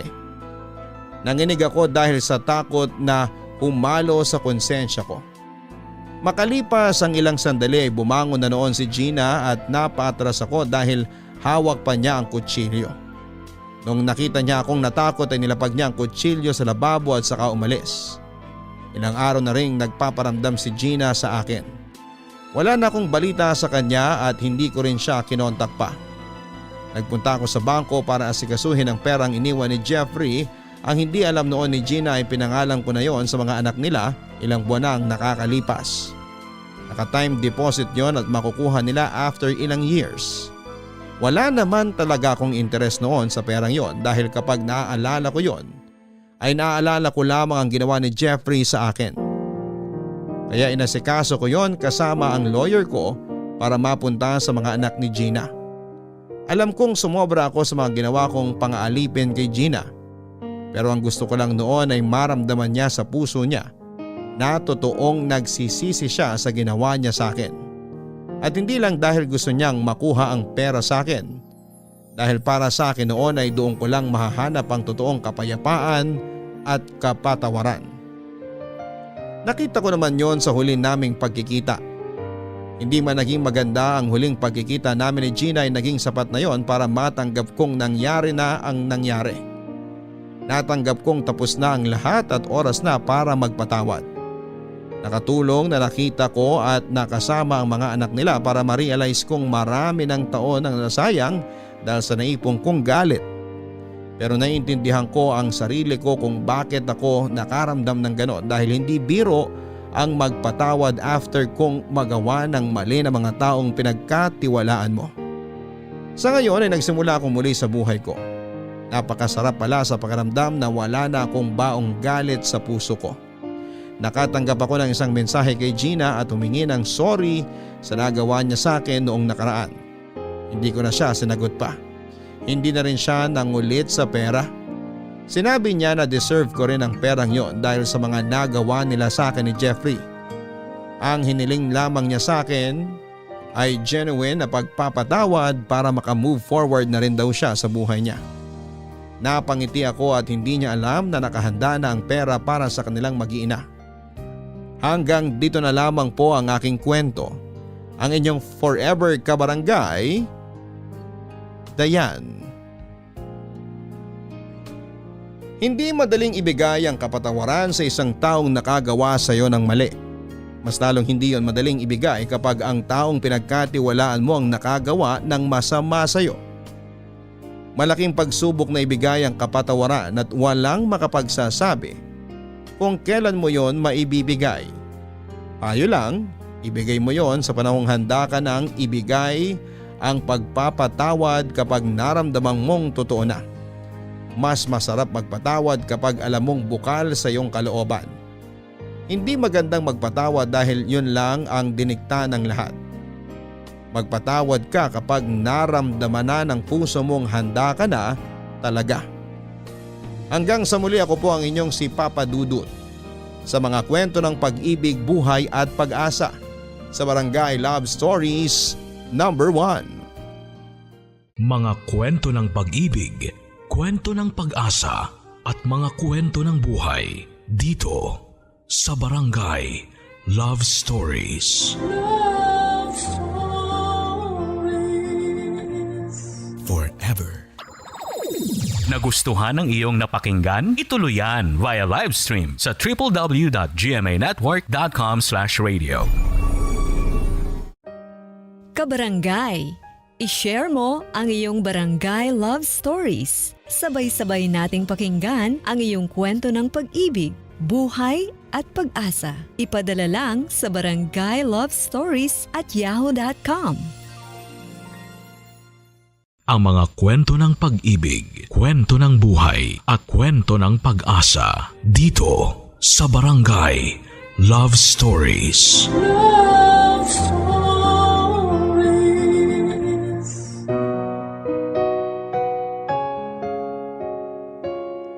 Ang tadhana ang nagdidikta kung ano ang maaaring mangyari sa atin. Sinasabing para mas maging organisado ang lahat sa buhay ay kailangan ng pagpaplano. Paano kung may mga bagay na mangyayari na hindi kasama sa plano mo pero matagal na palang plinano ng tadhana para sa iyo? Si Matt ay isang responsableng tao kahit na anong mangyari ay hindi niya pababayaan ang kanyang pamilya, kaduguman o hindi. Takot siyang makapagpasama ng loob ng iba lalo na sa mga minamahal niya. Laki sa hirap si Matt kaya ang utang na loob ay napaka-importante para sa kanya. Pero ano kaya ang gagawin niya kapag naipit siya sa pagitan ng pagmamahal at ng utang na loob? Pakinggan ang mga nangyari sa ating kabarangay na si Matt sa mga bagay na hindi sinasadyang aksidenteng pisikal at emosyonal na naganap sa kanya. Dito lamang sa mga kwento ng pag-ibig, buhay at pag-asa sa nangungunang Barangay Love Stories. Dear Papa Dudut, ako po si Matthew pero Matt na lamang ang itawag niyo sa akin. Sa kasalukuyan ay 32 years old na. Ang aking pong ilalahad na kwento ay nangyari 6 na taon na ang nakakalipas. 26 na taon po ako noon at taga Mindanao. Noong panahon na yon ay 2 taon na akong nakakagraduate sa college. Medyo nahirapan po ako makahanap ng trabaho kaya tumutulong ako kina tatay at nanay sa paggawa ng mga basket. Yun po ang ikinabubuhay namin, Papa Dudut. Doon din po nila kami pinagtapos ng kapatid ko hanggang sa kolehiyo. Si ate nasa ibang bansa na noong panahon na yon, isa siyang caregiver sa Canada. Si ate ang nagpapadala ng pera para din pandagdag sa kinikita namin sa paggawa ng basket. Nahihiya na po ako kay ate at mas nahihiya na ako sa mga magulang ko dahil nga po sa wala pa din akong nagiging trabaho. Kahit na ayaw ko po ay binibigyan pa din ako nila tatay at nanay ng pera. Ayaw nilang magpapigil kaya ang ginagawa ko na lamang po ay iniipon ko ang perang ibinibigay nila. Nang malaki na po ito ay doon na ako nag-decide na magpaalam kina nanay at tatay na luluwas ako ng Maynila para makahanap ng trabaho. Kahit ayaw nila ay napilit ko pa din sila. Alam nila ang nararamdaman ko.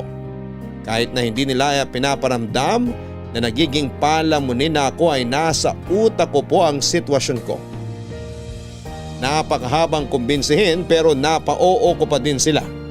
Sa totoo lang, Papa Dudut, mga senior citizen na sila at ayoko na sana silang iwan pero ayoko naman pong umasa lamang ng umasa at hindi gumawa ng paraan. Dahil nga po sa pagpayag nila ng pilit ay nakaluwas ako ng Maynila. Papa Dudut, wala kaming kamag-anak sa Maynila kaya sa palaran talaga ang pagpunta ko. Una kong plano ay makahanap ng murang kwarto na pwedeng upahan para mapag-iwanan ng gamit ko at may matutulugan sa gabi. Isusunod ko po ay ang paghahanap naman ng trabaho. Habang naghahanap ako ng mga bakating kwarto ay hindi ko namalayan na nasa halos pagitna na pala ako ng kalye. Nagmadali akong bumalik sa bangketa dahil sa takot na masagasaan ay naging aligaga naman ako masyado. Natatakot tuloy akong tumawid at hindi talaga ako tatawid hanggang hindi kulay pula ang traffic light. Pero kahit pala maingat ka ay maaari pa din na may mangyari sa'yo.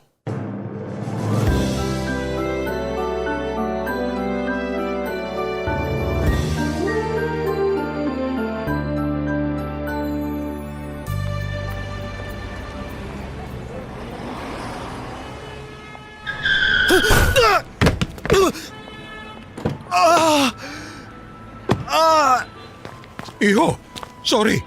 Halika, tulungan kita. Aray! Sandali po! Masakit po yung bewang ko. Ha? Kaya mo bang tumayo? Hindi ko po alam. Masakit po talaga eh. Sorry talaga. Hindi ko sinasadya. Okay lang po.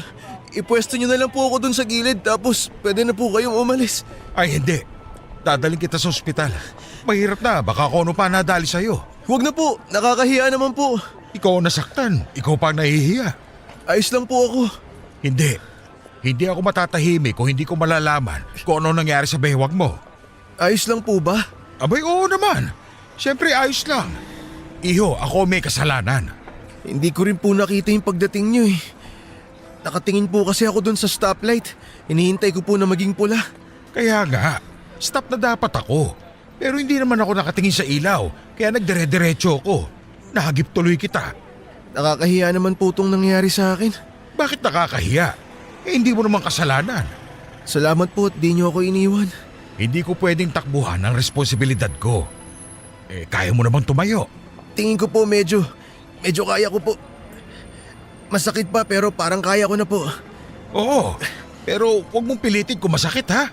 Tatawag na lang tayo ng ambulansya. Naku, wag na po. Ang laking abala kung tatawag pa kayo ng ambulansya. Sabihin mo lang kung kaya mo nang tumayo. Pasensya na po pero pwede po ba ako magpaalalay patayo? Oo naman, halika na. Kaya ba? Huwag muna kung hindi. Salamat po.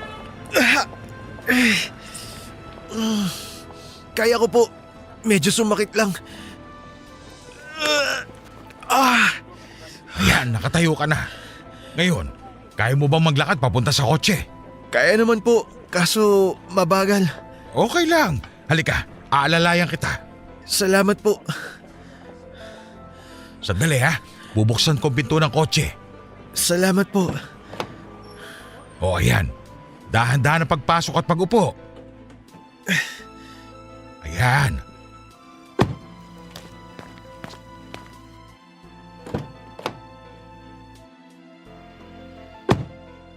Ayos na ba ang posisyon mo?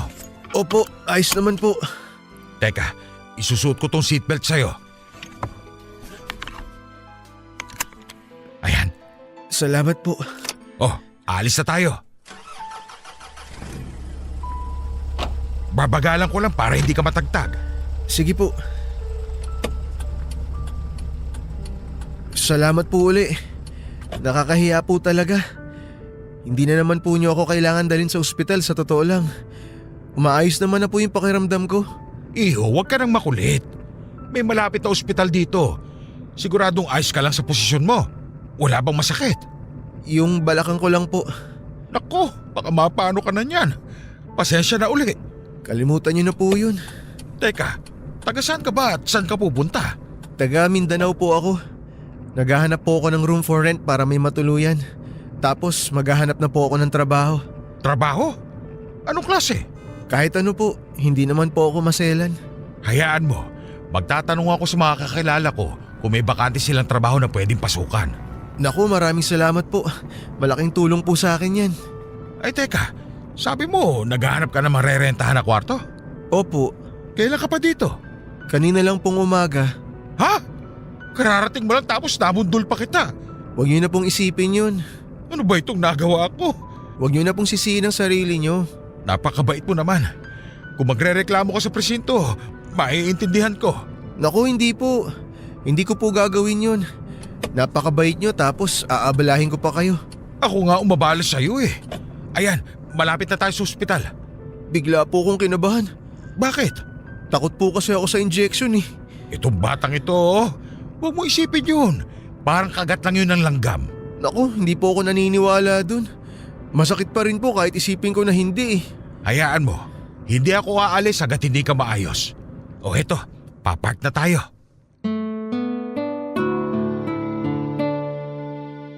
Papadudot, napakabait ni Mang Norbing. Hindi niya ako iniwanan hanggang hindi naaayos ang lahat. Napakarami na naming napag-usapan pero doon pa lamang kami nagkakilala. Siya pala si Mang Norbing. 68 years old siya noon, may negosyo siyang tindahan ng bigas na siya ang nagpapatakbo. Dalawa lamang sila ng apo niya na magkasama pero noong panahon na yon ay wala daw ang apo niya na nakadestino sa isang probinsya bilang intern na nursing student. 24 years old na daw ito at Macy ang pangalan. Ang mga magulang ay nasa ibang bansa bilang mga nurse din. Matagal nang nasa ibang bansa ang nanay at manugang ni Mang Norbing. 5 taon pa lang ang apo niyang si Macy nang makapagtrabaho doon ang mga magulang niya. Kaya halos buong buhay ni Macy ay si Mang Norbing ang kasama niya. Sinabi ni Mang Norbing sa akin kung gaano niya kamahal at kung gaano niya protektahan si Macy.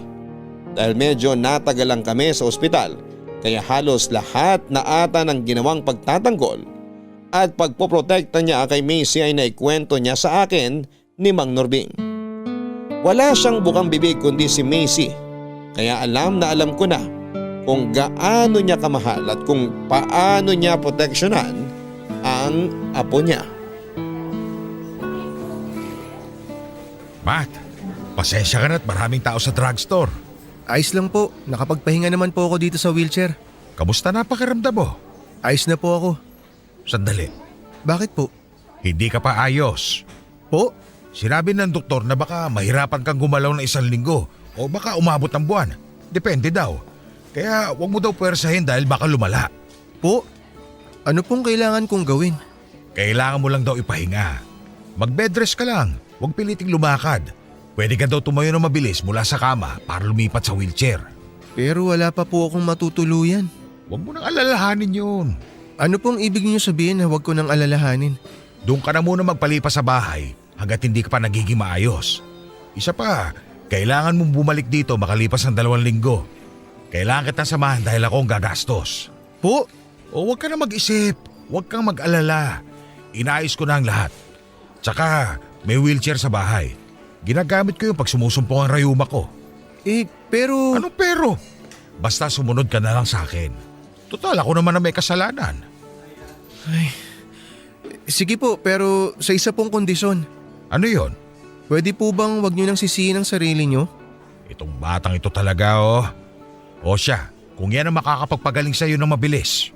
Salamat po. Kulang pa ang gagawin ko para makabawi sa'yo. Ayan na naman po kayo. Ay, oo nga pala. Tara na nga. Isasakay na muna kita sa kotse, tapos isusoli ko tong wheelchair. Tapos tuloy na tayo sa bahay. Salamat po ulit sa pagpapatuloy niyo sa akin sa bahay niyo. Siya nga pala, ang kwarto kasi nasa itaas. Siguradong hindi mo kakayaning umakyat, kaya dun ka sa kwarto sa ibaba. Pero nakabukod yun sa bahay. Huwag ka mag-alala, nasa isang bakuran lang yon. Dati ko kasing imbakan yun ng mga bigas. Pero nilipat ko na nung makakita ako ng pwesto sa palengke. Doon ko na inimbak at may taon na lang ako na nagbabantay. Kaya yung nabakanting kwarto sa kabilang bahay, ginawa kong kwarto. Para pag may mga dadalaw, may mapopwestuhan sila. Ikaw pala ang unang gagamit ng kwarto. Naku, nakakahiya naman po pala. Ayan ka na naman sa hiya eh. Kung ikaw may kondisyon, ako din meron. Gusto kong huwag ka nang mahihiya sa akin. Okay, sige po. Good. Oh, ayan na yung kotse. Sandali, buksan ko lang yung pinto ng kotse ha.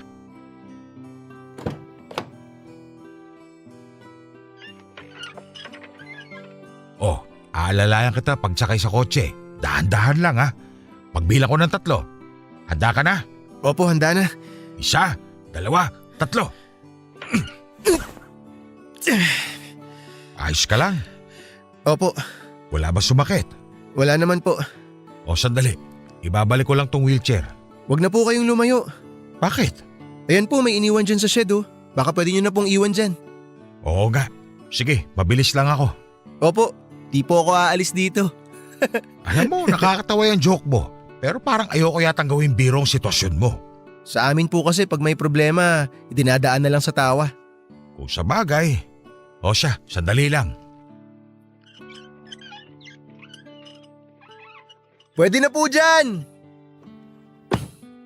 Teka, magsi-seatbelt na ako. Ayan. Oh, handa ka na? Opo, nag-seatbelt na nga po ako eh. Very good. Pero hindi rin ako mabilis magpaandar ha. Ewan ko nga kung ano nangyari kanina at nabundol kita. Ayan na naman po tayo.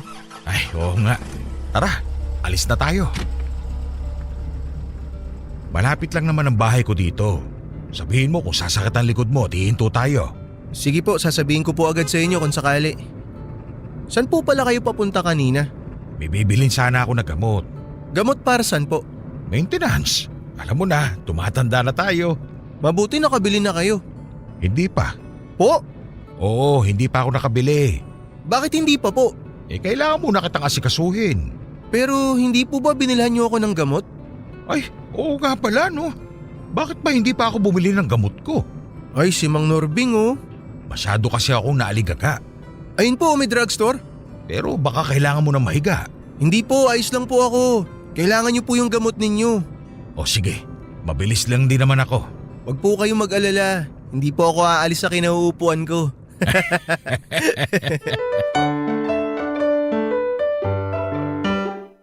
Papadudot malaki ang bakura nila, Mang Norming. Masarap sanang mag-ikot kaso'y limitado lamang ang galaw ko. Pero mas maganda yung kwartong sinasabi ni Mang Norbing, malaki at may sariling banyo. Kung hindi lang po talaga nakakahiya ay tatanungin ko na sana siya kung pwede na doon na ako mangupahan. Kaso'y ayokong abusuhin ang kabaitan ni Mang Norbing. Kaya ayon, tinulungan niya ako hanggang sa makahiga ng maayos. Iniwan niya akong sandali at nang bumalik ay may dalang tanghalian.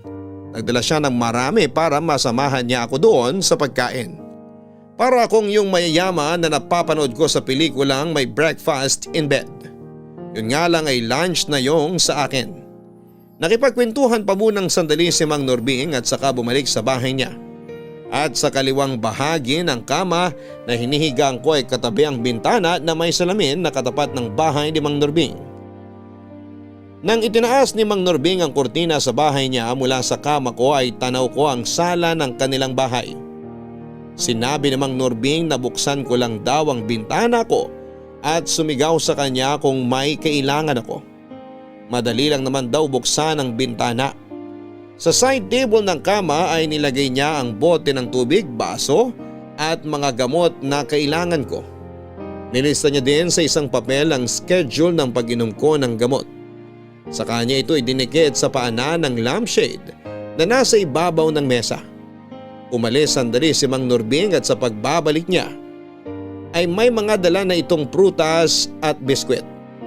Naglagay din siya ng termos dahil bumili din siya ng mga kape at juice. Masyado akong alaga sa bahay ni Mang Norbing, Papadudot, pero may hindi pa ako nagagawa na siguro ay hindi ko na lamang gagawin. Papadudot, kahit na para kong hari na alagang-alaga ay may bumabagabag pa din sa kalooban ko. Hindi ang tungkol sa kalagayan ko kundi ang tungkol sa mga magulang ko. Sinabi ko sa sarili ko na hindi ko na lamang ipapaalam sa kanila ang nangyari sa akin dahil siguradong mag-aalala sila, Papadudot. Ayokong mag-alala sila dahil unang-una ay napakalayo namin sa isa't isa. Alam ko pong mali pero ayokong sa kanila naman may mangyari kung sakaling malalaman nila ang kalagayan ko. Total, sabi naman ng doktor ay magpahinga lamang ako at magiging maayos na uli ang lahat. Hindi na lamang ako magiging matigas ang ulo at talagang ipapahinga ko ang bawat sandali para lamang mas bumilis pa ang aking paggaling. Dahil nga po sa pag-aalaga ni Mang Norbing ay hindi ako napapagod na magpasalamat sa kanya habang siya ay pagod na nang kakasaway sa akin sa pagpapasalamat. Kinabukasan ay may ibinigay sa akin si Mang Norbing. Matt? Tuloy po kayo, Mang Norbing. Gising ka na ba o nagising kita? Gising na po, kanina pa. Bakit? Hindi ka ba nakatulog? Nakatulog po. Ang sarap nga po ng tulog ko eh. Mabuti. Sandali lang sa almusal ha. Niluluto pa ni Idang. Eto, dinalhan muna kita ng kape. Magkape na muna tayo. May kape naman po dito. Hindi na mainit yung nasa termos. Kaya nga papalitan ko na din. Sino nga po pala si Idang? Yung nakatira dyan sa katapat na bahay. Ano niyo po siya? Naku, wala. Kapitbahay ko lang. Weh, yung totoo po. O siya, mapilit ka na lang din. Si Idang may gusto sa akin pero hindi ko siya gusto. Bakit po di niyo siya gusto? Masyado siyang matanda para sa akin. Matanda para sa inyo? Oo, hindi ko tipoy matatanda. Bakit po, ilang taon na po ba si Aling Idang? Baliktaran. Baliktaran? 69. 69? Oo. Kayo po, ilang taon na po kayo? 68. Oh, isang taon lang naman po pala ang tandaan niyo sa kanya eh. Kahit na, matanda pa din siya sa akin. Cradle snatcher siya. Uy, biro lang yun ha. Huwag mo sabihin kay Idang at baka hindi na ako tulungan. Eh ano nyo nga po si Aling Idang? Matalik kong kaibigan. Bata pa, magkaibigan na kami. Bakit po hindi naging kayo? Hoy, tigilan mo na nga yan at baka madinig tayo ni Idang. Bakit nga po hindi naging kayo? Gusto mo bang sugurin ako ni Sisko? Sino po si Mang Sisko? Asawa niya. Shhh! Huwag kang maingay at baka madinig tayo. Nuknukan ng chismosa yung si Idang. Kaya sigurado magtatanong yun kung ano pinagtatawanan natin. Nako, gusto ko pong makilala si Aling Idang. Gusto mo bang sugurin ka ni Sisko? Uy, grabe naman po kayo, Mang Norbing. Hindi ko naman po siya liligawan. Mabuti na yung sigurado. Mahirap na at karatista yung si Sisko. Ilang taon na po ba si Mang Sisko? 89. Ha? Shh, huwag ka maingay. Madidinig tayo. Nakakasipa pa po ba si Mang Sisko? Yan ang hindi ko alam. Tanging si Idang lang ang makakasagot niyan. Ikaw talaga. Napag-usapan na din naman natin si Idang. Bukas aalis ako. Kaya siya ang tatao dito sa bahay. May aasikasuhin lang ako dun sa mga binibenta kong bigas. Huwag kang mahihiya sa kanya. Sabihan mo siya kung may kailangan ka. Okay lang po ba kay Aling Idang? Oo, para na kaming pamilya ng mag-asawang yun. Mamaya makikilala mo siya kasi siya magdadala ng almusal natin dito. Ang dami ko na po atang naaabala. Ayan na naman yung ganyan mo eh. Sorry po nahihiya lang po talaga ako. Sabing tanggalin mo na yung hiya. Ilagay mo muna sa bag mo at ilabas mo na lang kapag kailangan mo. Okay po, pasensya na po kayo. Saka pala, Ano po yan? pati ba paningin mo na apekto ng pagkakabundol ko? Kampanilya ito. Ibig ko pong sabihin, para saan po yan? Para hindi ka nasisigaw. Paano pong di na ako sisigaw? Patutunugin mo ng ganito. Oh, tapos madidinig na namin kaya pupunta na kami dito. Po, nakakahiya naman po. Masyado na po ata yan. Ano bang masyado? Buti nga itong malitang ibinibigay ko sa'yo. Kung ipinahiram lang ni Father yung kampana ng simbahan, yun ay papagamit ko sa'yo. Si Mang Norbing talaga. O eto, dito ko ilalagay sa mesa ha. Salamat po. Papadudot masyado akong inispoiled ni Mang Norbing, lalong nadadagdagan ng hiya ko kaya mas lalong gustong gusto ko nang gumaling. Kasi habang tumatagal ay mas masyado ng maraming abala ang nagagawa ko. Papadudot tinis ko na huwag gamitin ang kampanilya. Kahit may kailangan ako ay hindi na lamang ako nagtatawag ng tutulong. Pinipilit kong magawa ng lahat mag-isa. At kung pwede namang huwag na lamang ay hindi ko na lamang ginagawa. At hinahayaan ko na lamang. Nakilala ko na si Aling Idang, palabiro din siya. At nung siya na ang kausap ko ay siya naman ang gumagawa ng punchline kay Mang Norbing. Tawa din kami ng tawang dalawa. Bigla niya namang tinanong na bakit daw hindi ko ginagamit ang kampanilya. Unay nagdahilan pa ako pero sa kanya na din ang galing na sigurado daw na nahihiya ako. Sa kanya sinabi na hindi naman kalabisan kung gagamitin ko ang kampanilya kasi minsan ay mahirap madinig ang pagtawag. Pero kung kampanilya daw ay mas madaling madidinig ito. Nagbiro na naman siya na huwag lang daw may dadaan at tender ng sorbetes para hindi siya malito. Nakakatawa si Aling Idang pero mula nakakatawa ay napunta kami sa seryoso. Ang tungkol sa apo ni Mang Norbing na si Macy. Ayaw daw padapuan ni Mang Norbing sa lamok si Macy. Nung kailan lang ay nalaman ni Mang Norbing na niloko si Macy ng boyfriend niya. Ayon si Mang Norbing daw ay sumugod at kinumpronta yung taksil na lalaki. Tama nga po si Mang Norbing. May pagkatsismosa si Aling Idang. Habang iniisip ko yon ay natatawa ako pero pinipigil ko, Papadudot. Buong araw kaming magkasama ni Aling Idang. At ang dami niya na rin pong nachismis sa akin. Hanggang sa pagbalik ni Mang Norbing noong hapon na.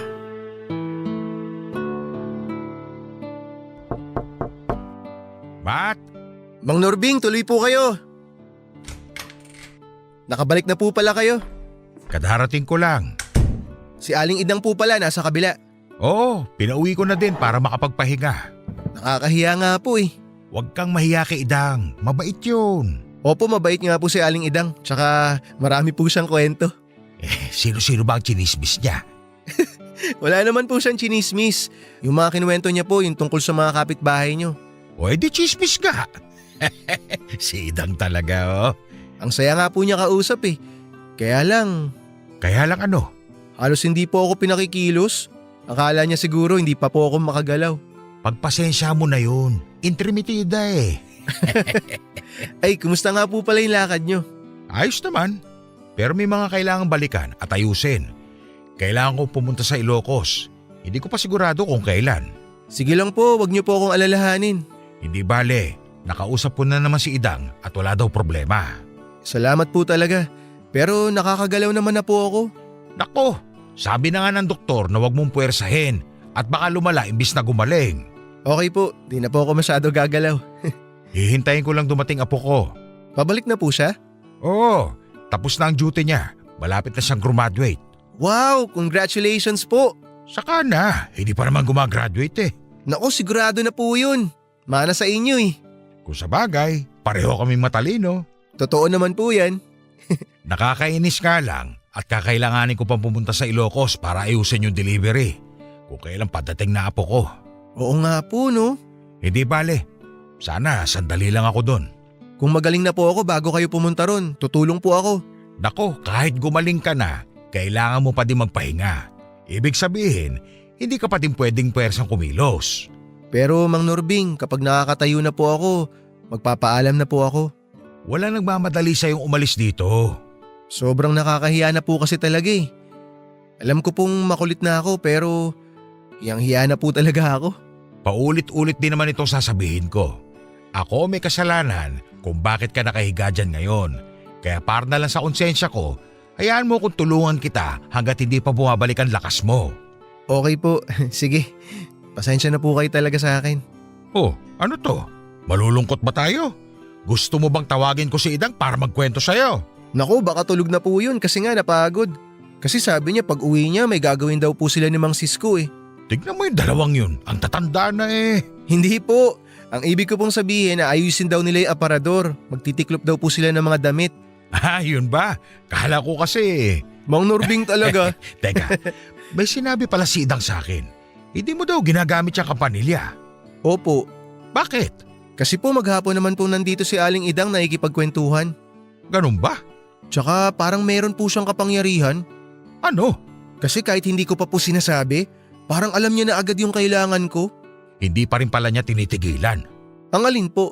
Ang pangungulam. Po? Biro lang. Mang Norbing naman eh. Kasi naman, kaya pala hindi mo ginagamit yung kampanilya, nandito pala siya maghapon. Opo. Pati nga po yung pagbabanyo ko, sasamahan pa dapat niya ako eh. Sinabi ko sa kanya na wag na po, kaya ko naman. Nakinig ba? Si Mang Norbing talaga. Siyempre opo, nakinig naman po. Mabuti naman at magkasundo kayo ni Idang. O siya, magluluto muna ako ng hapunan natin. Dadaling ko na lang dito. Salamat po Mang Norbing. Salamat po talaga. O sige na, mamaya mauuwi na naman tayo sa hiya. Labas na muna ako. Sige po. Kinaumagahan ay ganun pa din po ang sitwasyon, Papa Dudut. Yung sinabi ko na nakakagalaw na ako, sa totoo lang po ay hindi pa at masakit po kapag napupwersa ko. Nahihiya na lang po talaga ako sa sobrang bait ni Mang Norbing. Hindi ko po alam kung papaano ibabalik sa kanya ang mga magagandang nagawa niya. Totoo naman po na kung hindi dahil sa kanya ay wala ako sa sitwasyon kong yon, Papa Dudut. Pero aksidente naman po yon, alam ko pong hindi niya gusto ang nangyari. Masakit pa po talaga pero sa harap ni Mang Norbing ay tiniis ko para hindi lang niya mahalata. Pati po kapag nandoon si Aling Idang, hindi ko din po pinapahalata para hindi niya maikwento kay Mang Norbing. Bukod pa po sa abala ay gumagastos pa po si Mang Norbing sa pagtigil ko doon. Dagdag pa po ako sa budget niya imbes na para sa sarili na lamang niya ang gastos niya. Papadudot mula sa aksidente ay may nangyari pang aksidente. Ewan nga po kung aksidenteng matatawag yon o dahil na sa katigasan ng ulo ko. Gusto ko pong lumipat mula sa kama papunta sa wheelchair. Ayaw ko din pong mang-istorbo at gusto ko ding subukan kung kaya ko na. Kaso'y nawalan po ako ng balanse at nahulog sa kama. Sobrang sakit po noon, Papa Dudut. Pinilit kong tiisin pero lalong kumikirot kaya napaiyak na ako. Hindi ko na po kinayang hawakan ng kampanilya dahil hindi na po ako makagalaw, Papa Dudut. Papa Dudut, hindi po maganda ang pagkakabagsak ko. dahil ang likod ko na napuruhan ng pagkabundol sa akin ng kotse ay ang mismong unang bumagsak sa semento. Hindi na din po ako makasigaw dahil sa sobrang sakit. Umiiyak na lamang po ako at mabuti ay pumasok si Aling Idang at nakita ko. Napahiyaw si Aling Idang kaya napatakbo naman si Mang Norbing at saka ako nakita Papa Dudut. Ayaw muna nila akong galawin, baka daw mas lumala pa ang sitwasyon ko. Tumawag ng ambulansya si Mang Norbing. Lalo po ako nahiya sa ginawa ko. Lalo po akong nakaabala. Pinauwi din po ako kaagad ng doktor, hindi ko po alam ang sasabihin kay Mang Norbing. Pero sa nagawa ko ay wala akong naramdamang galit kay Mang Norbing. Sinabi niya lamang na sana'y huwag na akong magpilit at nandun naman sila para umalalay sa akin. Humingi ako ng tawad. Inintindi ni Mang Norbing ang hiya ko kaya pinapanatag niya na lamang ang kalooban ko. Kinabukasan ay kinausap ako ni Mang Norbing. Kailangan daw niyang umalis at asikasuhin ang sakahan dahil nagkakagulo na sa delivery. Doon ko nalaman na may sarili palang taniman ng palay si Mang Norbing sa probinsya. Ang mga naaani ay siya namang binebenta niya dito sa pwesto niya sa Maynila. Sinabi niya sa akin na pupunta-puntahan ako ni Aling Idang. Huwag daw akong mahiya kay Aling Idang para huwag nang maulit ang aksidente. Umuon na lamang po ako dahil nangapo sa hiya ko sa nangyari. Sinabi din niya na tutulong ang apo niya na si Macy na pauwi na rin. Hindi na sila mag-aabot dahil kailangan ng umalis kaagad ni Mang Norbing. Umalis din siya matapos naming mananghalian at si Aling Idang na ang umasikaso sa akin. Makulit si Aling Idang sa kakapaalala na huwag kong pilitin ang sarili ko. Hindi po ako naiinis sa kulit niya kasi alam kong puro ang senseridad niya sa pagsasabi sa akin. Kinabukasan ng gabi naman po ay dumating na si Macy. Pero hindi ko siya nakita noon. Kasi gabi na nang dumating siya. Kaya nagulat ako ng kinabukasan ay may kumatok. Akala ko ay si Aling Idang si Macy pala. Nabigla ako na nagulat na natulala pa Papa Dudut. Maganda pala si Macy at hindi lang yon. Para siyang babaeng bersyon ni Mang Norbing. Sobrang bait niya, nakagaya ng lolo niya.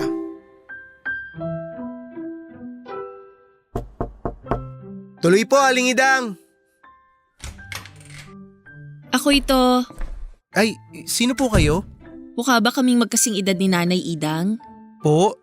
Hindi naman po. O pues, wag mo na akong ipo. Ako si Macy. Ah, ikaw yung apo ni Mang Norbing. Ako nga. Pasensya ka na ha. Saan? Sa pangaabala ko sa lolo mo. Ano bang abala? Hindi ka abala. Nahihiya kasi ako eh. Tama nga si Lolo. Ha? Bakit? Anong sabi niya? Tama si Lolo na sasabihin mo na naman na nahihiya ka. Napag-usapan nyo na daw yung hiya-hiya na yan, 'di ba?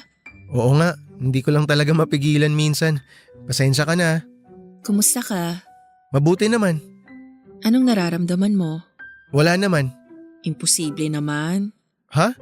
Bakit imposible? Wala kang nararamdaman? Oo, wala. Manhid ka? Ha? Biro lang. Kasi naman imposibleng wala kang nararamdaman kahit ano. Kinakabahan. Bakit? Ewan ko nga eh. Mag-relax ka lang. Huwag mong stressin ang sarili mo. Kasi ang nagpapalala ng sakit ay stress. Oo nga pala, nurse ka. Nursing student pa lang, pero pag-graduate na. Oh, magiging nurse ka na nga. Kukuha pa ako ng licensure exam. Siyempre kailangan kong ipasa yon para maging registered nurse. Papasa ka.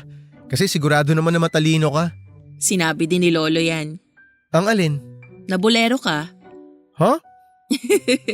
Biro lang uli. Kasi naman ang lakas mong mambola. Seryoso ako.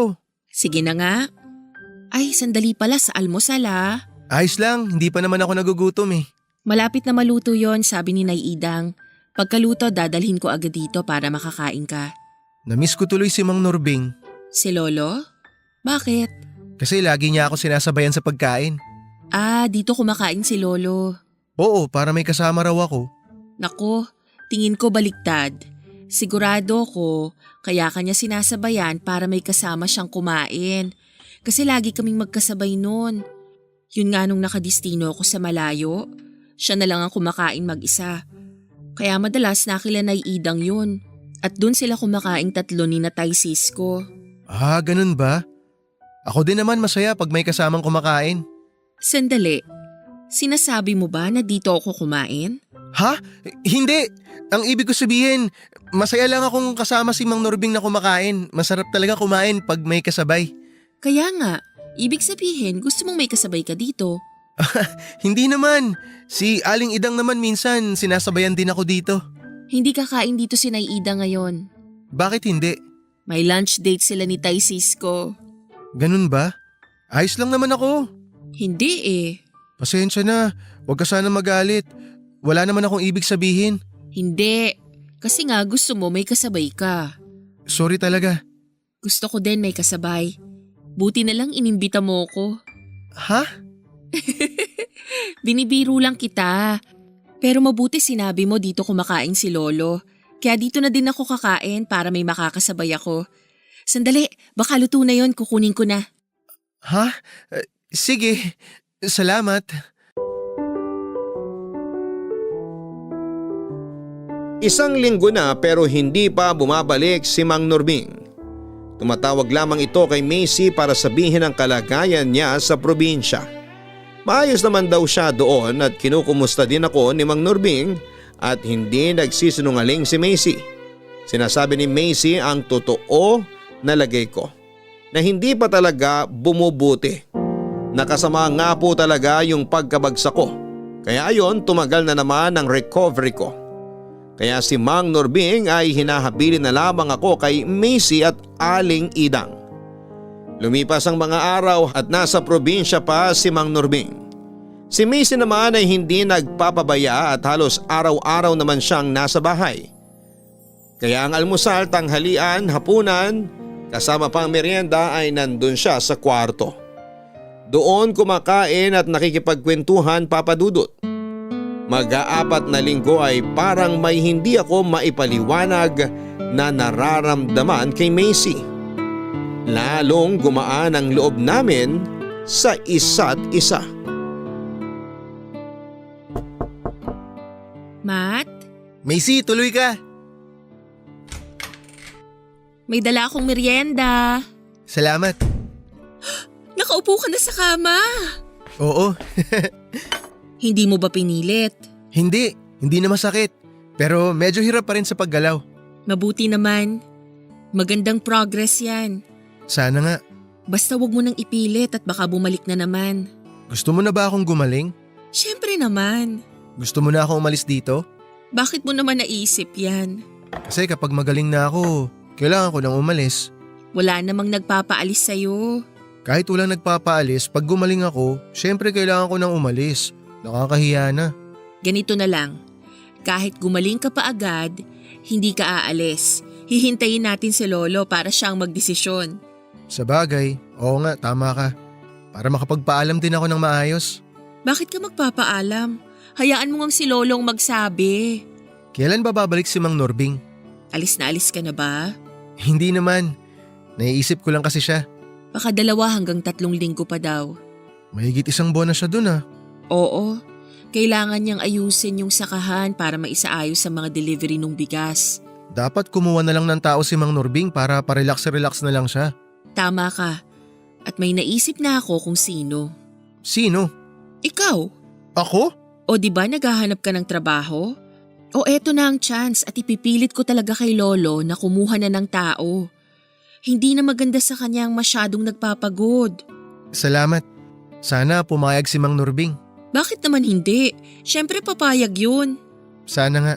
Tapos, sasabihin ko sa kanya na maging permanente ka na dito. Total wala namang gumagamit ng kwarto na to.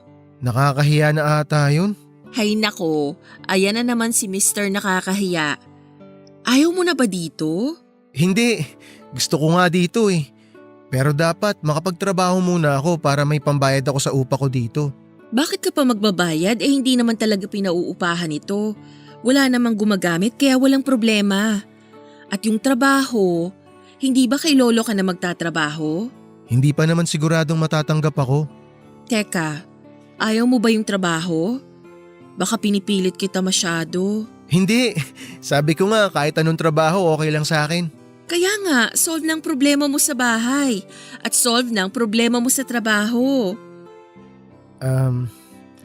Macy, Bakit? kasi pagpunta ko dito may dala akong pera na naipon ko. Pambayad ko sana yun sa uupahan ko kung sakali habang wala pa akong trabaho. Hindi ko pa nagagastos yun. Magaling. May bangko ka ba? Gusto mo i-deposito ko doon? Wala naman akong bangko. Paggaling mo, mag-open ka ng account para makaipon ka. Oo, gagawin ko yan. Pero yun sanang perang hawak ko, gusto kong ipadala sa mga magulang ko. Ha? Sige. Kasi ang alam nila nagtatrabaho na ako eh. Ayoko naman sabihin sa kanila yung nangyari sa akin kasi ayoko mag-alala sila. Kaya yung ipapadala ko, kunwari na lang, sweldo ko yun sa unang buwan ng trabaho ko. Ganun ba? Sige, tutulungan kita. Salamat. Kumusta naman ang pamilya mo? Mabuti naman sila. Buti hindi ka hinahanap ng girlfriend mo. Wala naman akong girlfriend. Bakit? Hiniwalayan niya ako bago ako pumunta rito sa Maynila. Ay, sorry. Okay lang. Ayos lang yun. Dahil ba pupunta ka ng Maynila kaya kanya hiniwalayan? Hindi. Humanap lang siya ng pagkakataon kung kailan niya sasabihin. Kaya nung nagpaalam ako na luluwas ako dito, ayun, sinabi niya na rin na maghiwalay na kami. Yun din ang akala ko nung una eh, na alis ako papunta rito kaya siya nakipaghiwalay. Pero napilit ko siya na sabihin sa akin yung totoong dahilan. Ayun, inamin naman niya na may gusto na raw siyang iba. Matagal na pala niya akong planong hiwalayan, di lang siya makakuha ng pagkakataon na magsabi. Nakakalungkot naman. Nung una oo, nakakalungkot talaga pero ayoko maapektuhan yung pangarap ko eh kaya pinilit kong makarecover agad. Tsaka masaya na ako ngayon. Oo, magsaya ka kasi matutupad ang mga pangarap mo. Bukod sa pwedeng matupad ang mga pangarap ko dito, masaya ako ngayon dahil sa'yo.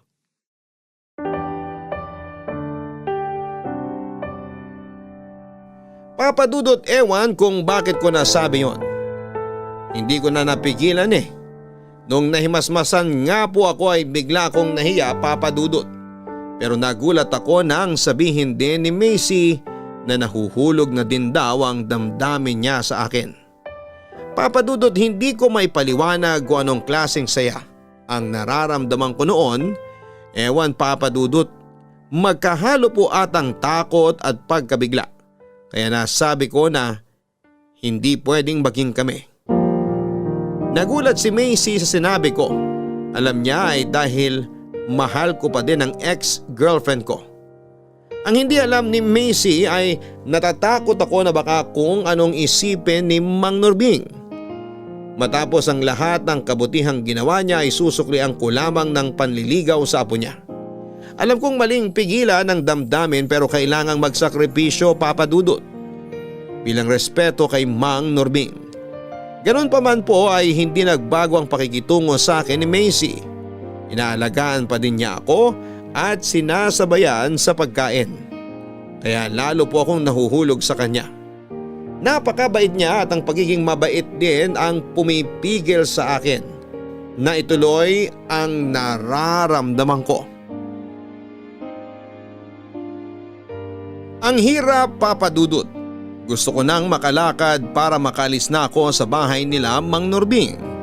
Habang tumatagal ay lalo akong nahuhulog kay Macy at habang tumatagal ay nahihirapan ako dahil sa halo-halong pakiramdam. Pero ang nangingibabaw ay ang iisipin at mararamdaman ni Mang Norbing kung sakaling liligawan ko si Macy. Kung hindi man ako makalakad kaagad, ay sana na lamang po ay bumalik na si Mang Norbing para siya na lamang ang nakakausap ko at hindi na si Macy. Hindi patas ang nararamdaman ko para kay Macy pero yun siguro ang mas mabuti. Kaya ko naman naiisip ang tungkol sa nararamdaman ni Mang Norbing ay dahil din sa kwento ni Aling Idang tungkol sa dating manliligaw ni Macy. Pero Papadudot, paano ko iiwasan ang isang bagay kung isang hakbang na lamang lagi ang layo sa akin ang dahilan ng pag-iwas ko? Para akong lumalakad sa isang umiikot na plaka na kahit na anong bagal o bilis ng paglalakad ko ay mababalik at mababalik-balikan ko pa din yung iniiwasan ko. Ilang araw na hindi namin napag-usapan ang bagay na yon, pero ewan ba kung bakit biglang pumasok sa usapan na yon, Papa Dudut.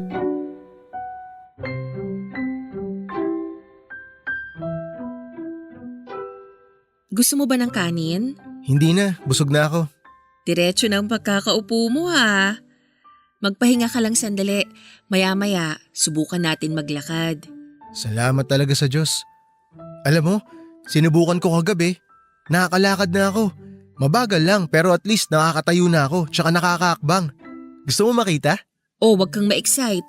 Baka mamaya mabigla na naman. Subukan uli natin tapos sabihin mo kung may nararamdaman kang sakit para tigil muna tayo. Hindi pwedeng pilitin pag masakit na ha. Oo, wag kang mag-alala. Hindi ko naman pinipilit. Hinay-hinay tayo.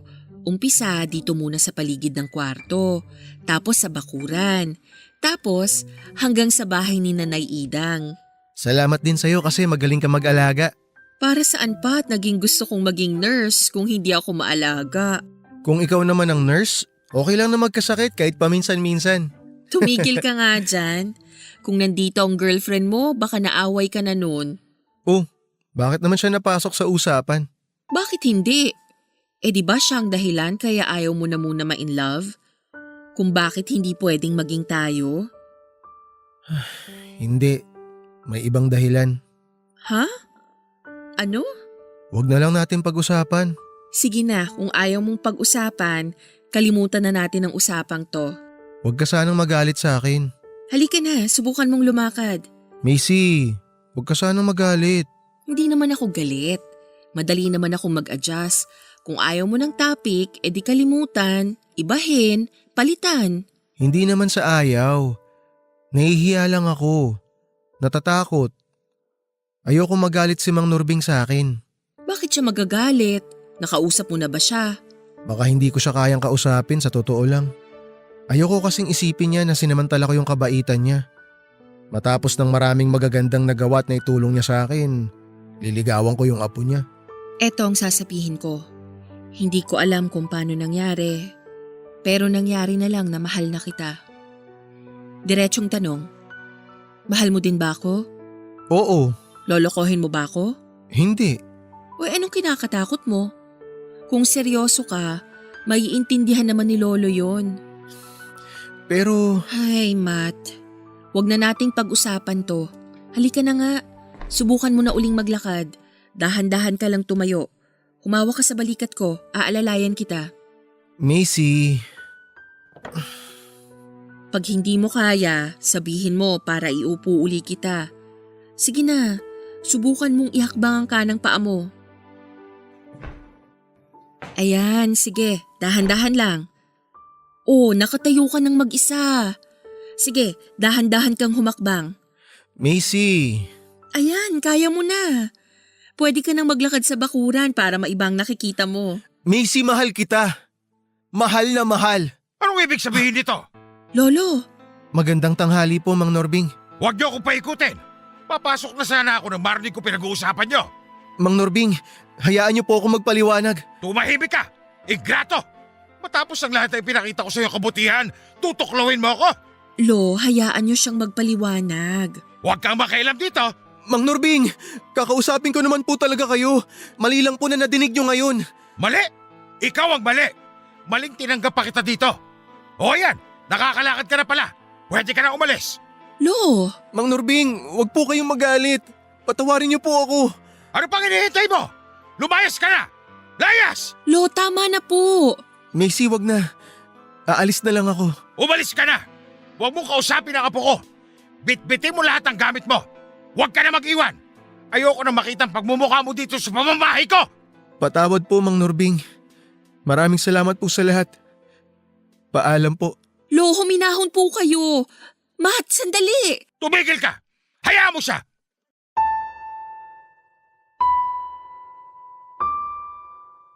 Papa Dudut, nangyari ang kinakatakutan ko. Hindi ko na ipaglaban ang pagmamahal ko kay Macy dahil sa hiya ko kay Mang Norbing. Hindi ko alam kung saan ako pupunta. Yung perang hawak ko na ipadala ko na sa mga magulang ko. Maghahapon na. Kahit hirap akong maglakad ay nagtingin-tingin ako ng pwede munang pagpalipasan ng gabi. Kinabukasan naman ay sinubukan kong maghanap ng pwedeng pagtrabahuhan. Ang sakit, Papa Dudut, para akong nagtaksil sa 2 tao, sa tiwala ni Mang Norbing at sa pagmamahal ni Macy. Naghanap ako ng hindi mataong lugar para pwede akong tumigil muna sa lugar na yon. Hindi naman ako nagugutom, hindi din ako inaantok. Ayaw dumapo sa akin ang gutom at antok. Nababalisa ako sa nangyari at iniisip ko din ang humingi ng kapatawaran sa maglolo. Pero palalamigin ko muna ang sitwasyon. Habang balisa ako ng gabing yon ay si Macy pala ay umalis ng bahay nila nang hindi nagpapaalam kay Mang Norbing.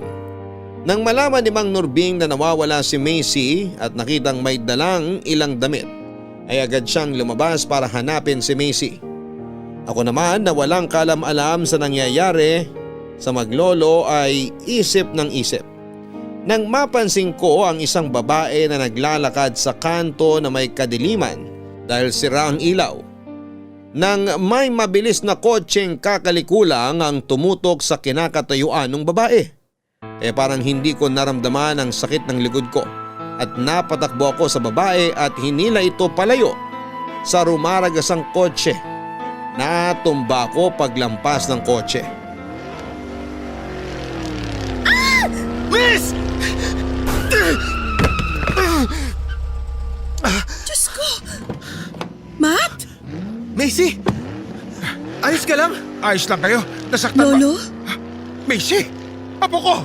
Nasaktan ka ba? Ayos lang ako, Lo. Matt! Saan ka tinamaan? Hindi po ako tinamaan. Nasagi lang po ako kaya po ako natumba. Hayop siya. Hayaan niyo na po, Mang Norbing. Wala naman po nangyari sa akin. Makakatayo ka ba? Medyo sumakit lang po uli yung likod ko. Halika, tutulungan kita. Dahan-dahan. Humawa ka sa akin. Salamat po, Mang Norbing. Macy, salamat. Sige po, mauna na po ako sa inyo. Saan ka pupunta? Doon po sa kaibigan ko. Hindi! Dadaling ka muna namin sa ospital. Hindi na po. Ayos lang po ako. Huwag ka nang matigas ang ulo. Mabuti yung matignan ka na muna ng doktor. Halina kayo sa kotse. Dahan-dahan. Mang Norbing, ayos lang po talaga ako. Kaya ko na po ang sarili ko. Salamat na lang po. Matt naman.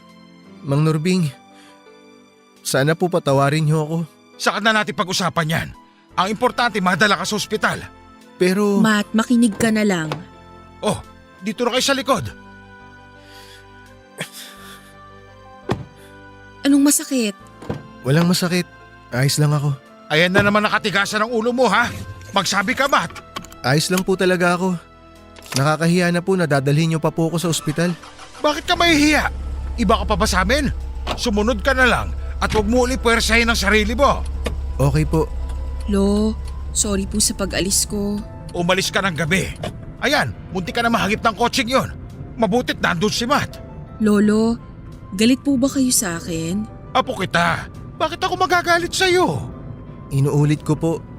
Humihingi po ako ng tawad sa inyo, Mang Norbing. Ako din po, Lolo. Bakit ba kayo humihingi ng tawad? Hindi ba ako may kasalanan kaya nangyari na naman ang aksidente? Wala po kayong kasalanan. Ikaw, Matt, bakit ka humihingi ng tawad? Kasi sinira ko po ang tiwala nyo. Hindi ko po sinasadyang mapamahal sa apo ninyo, Mang Norbing. Pero wag po kayo mag-alala. Lalayo na po ako. Patawad din, Macy. Mahal mo ba ang apo ko? Opo. Pero hindi na po ako… Bakit ka nagpapaliwanag? Bakit ka humihingi ng tawad? Kung mahal mo ang apo ko, ipaglaban mo. Alam kong may respeto ka sa akin, pero rerespetuhin ko din kung ano ang desisyon nyo. Lolo, ano pong ibig niyong sabihin? Hindi ako tumututol sa pagmamahalan nyo. Ako ngayon ang patawarin nyo sa masasakit na nasabi ko kanina. Wala po kayong dapat na ihingi ng tawad. Mahal nyo lang po talaga si Macy kaya po kayo nakapagsalita ng hindi maganda. Opo, Lolo. Mahal niyo ko kaya ipinaglaban niyo lang din ako. Kayo po ang nagsabi niyan. Salamat. Ako po ang nagpapasalamat, Mang Nurbing. Hinding-hindi ko po sisirain ang tiwala ninyo. I love you, lolo ko. Kailan yung balak magpakasal? Po! Lolo, ano ba kayo? Manliligaw pa nga lang si Matt. Malayo pa po ang kasal sa isip namin. Kasi may mga pangarap pa kami. Si Matt yung makahanap ng trabaho at mataguyod ang pamilya niya. At ako naman ang makapagtapos at maging nurse. Ay, salamat. Yan ang gusto kong marinig.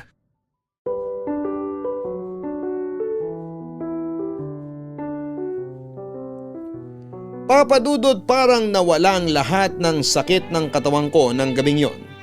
Hindi lang sa napayagan kaming magkaroon ng relasyon ni Macy, kundi nang ibalik muli ni Mang Nurbing ang tiwala niya sa akin. Pagkagaling sa ospital ay doon din kami lahat tumuloy sa bahay nila Mang Nurbing. Papa Dudut, nagkatotoo lahat ng sinabi ni Macy. Pumayag si Mang Nurbing na doon na ako tumira sa bahay nila. Pinagawan pa niya ako ng lababo ang tinutuluyan ko para daw may sarili akong kusina. Pero paminsan-minsan ko lamang naman magamit kasi nga po ay lagi nila akong tinatawag na doon na kumain sa kabilang bahay. Ayaw pabayaran sa akin ni Mang Nurbing ang renta. Pero nagpilit po ako, Papa Dudut, na magbabayad na ako ng renta kapag nagkatrabaho na ako. Pumayag siya kaya nung magkatrabaho ako ay sinimulan ko na ang pagbabayad. Siya nga pala, Papa Dudut, kay Mang Nurbing din ako nagtatrabaho. Ako po ang kinuha niya para mamahala sa mga stock sa palengke, ang pagbebenta at delivery. Kaya si Mang Nurbing nasa bahay na lamang niya at nagre-report na lamang ako, Papa Dudut. 6 na taon na ang nakalipas. Nakagraduate na si Macy at naging nurse makalipas ang 3 taon ay nagpakasal na po kami. 3 taon na kaming kasal ngayon at may isa ng anak, Papa Dudut. Dumadalaw na lamang kami tuwing weekend sa bahay ni Lolo Nurbing kasi ako na ang namamahala sa sakahan niya sa Ilocos at si Macy naman ay nag-apply ng nurse sa isang ospital doon. Kaya nandun kami kasama ang anak namin. May nag-aalaga naman sa anak namin pero hindi ko siya iniiwan. Palagi ko siyang kasama sa sakahan. Si Lolo Nurbing naman ay malakas pa at lalo siyang lumalakas kapag nakikita niya ang apo niya. Kaya lagi niyang iniintay ang weekend. Hindi na para sa akin ni Macy kundi para sa anak namin na apo na niya sa tuhod. Salamat po, Papa Dudut, sa inyong oras na ibinigay upang ilahad ang aking kwento. Ang inyong forever kapuso at kabarangay, Matt. Ang aksidente ay aksidente po. Walang sino man ang may gustong mangyari ito, kundi ang tadhana. Hindi sinasadya ni Matt at Macy ang magkagustuhan pero kahit pilitin nilang pigilan, ay pagkakataon na nag-uutos sa kanila na ituloy lamang ang kung anumang meron sa kanila. May mga mahal tayo sa buhay na maaaring masaktan sa mga desisyon natin. Pero tayo din naman ang magsasabi sa kanila na gawin man natin ang sariling kagustuhan ay hindi mawawala ang pagmamahal sa kanila. Maaaring sabihin ito sa pamamagitan ng pagpapaliwanag o sabihin po ito sa pamamagitan ng pagkilos. Dahil kung makikita nila na maayos naman ang iyong patutunguhan at tamang iyong naging desisyon, ay sila na mismo ang maniniwala sa iyo at sila na ang aamin na nagkamali sila. Hanggang sa muli mga kapuso, ako po ang inyong si Papa Dudut sa mga kwento ng pag-ibig, buhay at pag-asa sa Barangay Love Stories number 1. Sabay-sabay nating pakinggan ang iyong kwento ng pag-ibig, buhay at pag-asa. Ipadala lang sa barangaylovestories@yahoo.com. Nagustuhan ng iyong napakinggan? Ituloy yan via live stream sa www.gmanetwork.com/radio.